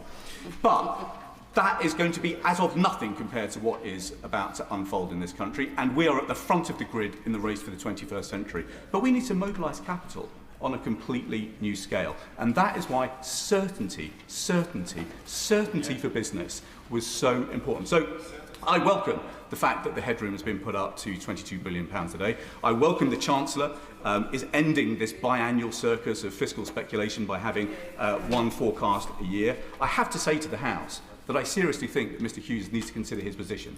The fact that we have had a leak of the OBR forecast before this House got to debate the budget, I think is appalling, and it has bedevilled us, this uncertainty. Now, alongside that, we have got to step up the mobilisation of capital on a completely different scale. I will in a moment. That's why I absolutely welcome the package that the Chancellor has set out today to mobilise investment capital in a completely radically new way. The expanding of EMI, the boosting of VCTs, the UK listing relief, that is almost £3 billion worth of extra incentives for our entrepreneurs in this country. That is a game changer, not just for start-ups, but for scale-ups who are trying to make sure that we end this craziness of brilliant people in this country, brilliant inventors in this country, starting new businesses, growing it nicely, and then getting snapped up and shifted out to the United States. We have to make sure that we are growing and fostering more big, global dominating companies here in this country. So I welcome the way the Chancellor lent in behind those firms today. But the third thing, Madam Deputy Speaker, that we've got to do is to improve the return on investment of investments made in this country. So that means a couple of things. It means bringing down energy costs radically. We didn't have a business energy cost scheme scored in the budget today, but that is because I know the government is now out to consultation. Every single member of our committee would implore the government to do whatever it takes to make sure business energy costs in our country are internationally competitive. It is wrong that firms like Nissan say to us that their energy costs up in Sunderland are the most expensive energy costs of any Nissan plant in the world. We have got to bring business energy costs down. But the message alongside that we hear from small business in particular is that we have also got to bring down business rates. So, looking at the policy decisions in the scorecard, that looks like about a £4.2 billion subsidy to help bring business rates down. That should mean that we have the lowest business rates that we have seen in this country. That is a very good thing. But where I would urge the Chancellor to go further is in making sure that we actually cut the costs of red tape in a really bold and radical way. As we travelled around the country, Madam Deputy Speaker, business after business told us not just that they want less red tape, they want better regulation. And crucially, they want departments to coordinate with each other and regulators to coordinate with each other. So we don't have one department over here making one decision and another department over here making another. And so ensuring that we have a Whitehall machine that actually moves at the speed of business in this new age of AI is going to be more and more important as a competitive advantage. So look, I think this is one of the best places in the world to be an inventor. I think it's one of the best places in the world to build a start-up business. We now need to make sure that we are one of the best places in the world to scale up a business. And that will be the nature of the decisions that we will be putting to ministers over the course of the weeks to come from our committee. Let me just finish, Madam Deputy Speaker, with this point. The thing that shone through from the statement from the Chancellor today was one thing above all, and it was ambition. Ambition for the future of this country, a confidence in the future of this country. That is why one of the most important numbers that we will read in the OBR forecast today is the fact that business investment is not flat, it's not falling, it's soaring. It is set to soar by £6 billion over the course of the forecast period. That ambition for this country is a sharp contrast to the amnesia of the party opposite, and that is because we on this side of the House know how futures are really built. Speaking limits are now 8 minutes, and I call Dave Dugan. Thank you, Madam Deputy Speaker, and thank you to the Right Honourable Member for Birmingham, Hodge Hill and Solihull for a fascinating lecture on amnesia, dripping with irony, given the last role he had in government. I wish to congratulate the Chancellor on delivering what is almost certainly her final budget. There is no conceivable way that she can remain in post either politically and certainly not economically for a further year. Businesses, workers, bill payers, farmers, hospices, industry and the public sector cannot endure another cycle of this Chancellor. It's just over a year since she stood at that dispatch box delivering her first budget and boasted that she had made the right choices. Well, if only anyone outside the real economy believed that, we wouldn't be in this situation right now. She promised to restore stability to the public finances, and she promised to drive down growth right across the country. She told us that growth would be her central budget mission, but last month the IMF forecast that UK will have the lowest per capita growth in the G7 next year at just 0.5% compared to an average of 1.4% for advanced economies. Labour promised to turn the page on high food prices, but households see food inflation running out of control and hitting 4.9% last month. The Chancellor promised more jobs to tackle poverty, but this month unemployment hit 5%, the highest level since the pandemic, while poverty is now at record levels. Government borrowing stands at a 5-year high, £17.4 billion in October alone, with Labour spending double the defence budget every year just servicing the UK's chronic national debt. And the OECD have downgraded the UK's economic prospects, singling out the Chancellor's policies as exposing the economy to significant downside risk. This gloomy prognosis isn't born just from the SNP's analysis as well, however. Just listen to the Chancellor. She spent the last 18 months insisting that the economy is in a terrible state, while blaming everyone and everything except herself and misunderstanding what negativity her musings signal to investor confidence. It's as though she forgets she is the Chancellor, as yet another stream of consciousness resonates invariably negatively around the economy. She's blamed the black hole, yes, the one the SNP told Labour about before the election, and which she pretended to only discover upon entering number 10. She blamed the markets for their focus on her fiscal rules. Couldn't make that up. And she's blamed Brexit despite herself voting to trigger Article 50. But it's not just about the fundamental economic incompetence of the Chancellor. It's not even just about Labour's inheritance, which, whilst bad, wasn't the cause of this malaise. This crisis remains a product of the Chancellor's catastrophic decision, and she will own it. Just as she will own Labour's compound fiscal bonfire, she is in the frame for one of the most chaotic preludes to any budget in living memory. Andy Haldane, former chief economist of the Bank of England, called this a circus of speculation around the budget, with endless leaks, U-turns and media trails that created panic in the economy, and which Mr Haldane also added has without doubt, a shadow of a doubt, contributed to weaker than expected economic growth within the UK. There was nothing meaningful in here on energy. The measures on energy bills are a start, but they don't fulfil Labour's election promise to reduce bills by £300, and bills are set to rise in January and again in April. £150 of energy bills, Madam Deputy Speaker, will still leave the Labour Party in debt of £87 per year on their commitment at the election. And Labour's... give way in a second. The SNP did Labour's job for them with a budget proposal that involved a surcharge on banks that would have created that £300 discount for bill payers, just like Labour promised. I'm very happy to give way to the honourable member if you can tell me when Labour's going to come good on the promise. Thank you. I do thank him for giving way. Of course, if he takes the time to read our manifesto, which we were elected on in Scotland, that promise was to be met at the end of this Parliament. So we're actually ahead of schedule. And I'm sure he welcomes that, just like he welcomes the extra 500 million cash terms, extra 500 million in cash, extra 300 million in capital going to Scotland, and a commitment to above inflation budget rises up to 2029. Fantastic, Madam Deputy Speaker, isn't it? Wow, Deputy. I'm sure the public will be delighted to hear Labour's never, never promise on energy bills, that unlike him, I don't exist on my knees waiting to get patted on the head by Labour ministers on the front bench.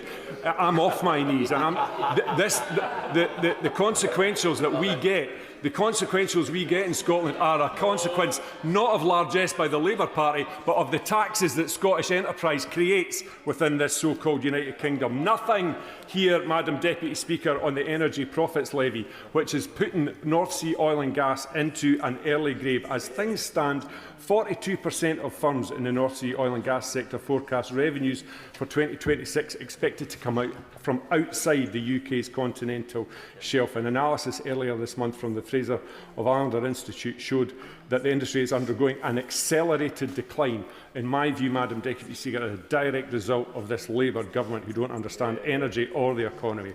This is Scotland's reality within the so-called union. Our future and our natural endowments decided upon by Westminster ministers rather than the people of Scotland. It must really stick in the craw, especially of Scottish MPs, when they come down here to toe the party line and see the difference that Scotland has had under the SNP since 2007. SNP GDP in Scotland per person has grown by 10.2% compared to 6.8% in the UK. Productivity has grown in Scotland at a rate of 0.9% per year compared to 0.3% per year in the UK. And Scotland attracted 135 foreign direct investment projects in 2024, maintaining our position as the top performing part of the UK in that regard. They're not so keen on the facts. And Scottish Labour MPs jump up and down about the new minimum wage, despite the fact that their constituents and mine are already on more than that as a result of the Scottish living wage at £13.45. And there was little today to suggest that Labour grasps the severity of the cost of living crisis, which for many people feels endless. Inflation has almost doubled under Labour, and food prices are up a staggering 37% over the last 5 years. People are rightly asking, what is going to sort this? Well, I can assure them it's not Labour. And on the two-child cap, I'm very pleased to see that it's gone and taken with it the appalling rape clause. It's just a shame that all the Labour MPs that were cheering the Chancellor when she announced that today didn't vote with the SNP in September 2024 when we tried to get that removed in our motion. Rank hypocrisy. Businesses in the last year are now in the position of surviving, trying to survive this Labour government rather than trying to thrive and invest. Businesses know that this Chancellor doesn't understand business. Family-owned businesses feel this most acutely, and farm businesses know that the Labour Party is out to get them. Today's announcements will not repair the damage to the reality that exists for many businesses, and it's already too late for some. Whisky duty going up again, Madam Deputy Speaker. The SWA said hiking duty today for the third time in 2 years limits Scotch whisky's ability to generate growth and will have a direct consequence for investment and for jobs. This Chancellor has run out of road with businesses across these aisles. Last year, after 40 billion of tax rises, most of that on jobs, she promised that she's not coming back with more borrowing or more taxes. This government has taken the hard decisions as a result, and we won't have to do a budget like this again. 12 months later, here we are again. Another round of tax rises, and let me make a prediction. 12 months from now, we'll be back here once more, albeit with a different Chancellor. Today's budget supports the view taxes are up, borrowing's up, cost of living is up, cost of energy is up, and spending is up, but growth is down. The central, let me remind the House, aim of the Chancellor. Scotland deserves better than this Westminster version of Groundhog Day, and fortunately, the people of Scotland will be in a position to choose that in May's elections. Thank you. Catherine McKinnell. Thank you, Madam Deputy Speaker. I would normally extend the courtesy of saying it's an honour to follow the Honourable Gentleman, but I have to say that speech was all a bit dreek. And I've reflected hard on this budget, as it's the first since I left my role in the government as Minister for School Standards, and as the first Labour Minister for 14 years, focusing relentlessly on more teachers in classrooms, more support for struggling schools, pay rises that teachers deserve, an inclusive school system, and curriculum reform to transform the life chances of every child. And believe me, I would have given anything to have found a few million, or indeed a few billion, behind the government sofa if there were the chance to making some of those decisions. And I suspect the Chancellor knows exactly how that feels over the last few weeks. But that is one of the reasons why I've now joined the Public Accounts Committee, scrutinising public spending, drawing on those experiences of making those tough decisions in government about how we spend the public's money. And I've really enjoyed the deep dives we've done, examining how public services are delivered, where schemes fail, making sure lessons are learned, and making sure we spend every pound the best way possible. And just last week we looked at clerical negligence, an area with a staggering £60 billion of public accumulated liabilities. And we have a golden opportunity to cut those costs and deliver better care at the same time. So I would encourage the Chancellor to read our report when it lands, because it might come in handy for next year's budget. And in the meantime, I also wanted to thank the Chancellor for her comments on the... Oh, I will give way. I thank my honourable friend for taking an intervention. I wonder whether she would agree with me that the cost of clinical negligence claims in maternity services is now greater than the cost of maternity services. I absolutely share those concerns, and I know the Right Honourable Member for Godalming and Ash is also very keen. So I think we have cross-party interest across the House in making better use of these resources.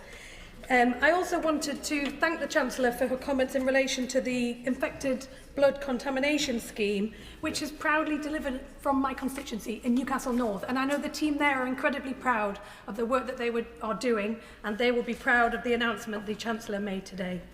But, Madam Deputy Speaker, working people in Newcastle are really feeling worn down by the cost of living. we know everybody is feeling the squeeze. It's relentless and it's grinding. And I know the Chancellor knows that too and has sought to deliver in this budget on that promise of a better life for a hard day's work. And I see there are many measures in this budget that will deliver on that. The freeze in rail fares, the extending of the bus fare cap, the measures on fuel duty, frozen prescription charges and household energy bills cut. And I also know that the Chancellor cares deeply about children trapped in poverty and too often in families that are working hard and doing their best. And I saw those stories firsthand on the government's Child Poverty Task Force. The driving force behind the crisis is the two-child limit. In the North East alone, we see tens of thousands of children living in poverty that will be lifted out of that by the announcement today. It is both economically foolish and morally wrong. It's why charities and businesses in the North East have been calling for it to be scrapped, because poverty comes at a price. It comes at a price in NHS bills, in educational failure and in wasted potential. So I strongly welcome the Chancellor's decision to scrap the limit today. I'm afraid I can't give way because the time will keep running. But this is just a start, and it has to be in the context of wider welfare reforms that make sure that every child grows up in a home where work pays and where families can thrive. And that mention of home brings me to council tax. In Newcastle, it's felt as a deep-rooted inequality, because I looked up just yesterday 2 properties for sale. A lovely 5-bedroom house in Newcastle Great Park, £420,000 for 1,600 square foot, and a Grade 2 listed former church in Knightsbridge, 7 bedrooms, 12,000 square foot, and a swimming pool, and selling for £35 million. And if I ask my constituents who should pay more council tax, it's pretty obvious what the answer would be. Yet incredibly, my constituents will pay £75 more in council tax than that household in Knightsbridge. So I do welcome the announcement the Chancellor made today, but I would also urge the Exchequer Secretary to go further and review council tax bans, and especially how new properties in all the new estates we have growing around the country are assessed. And I also want to turn briefly to the new powers for mayors on overnight stay levies. Of course, people flock to the North East for very good reason. History, culture, stunning coastlines and the friendliest people you will ever meet. And it's only fair that tourists help fund that infrastructure that they use and enjoy when they stay. So I understand why mayors welcome this power and wanted us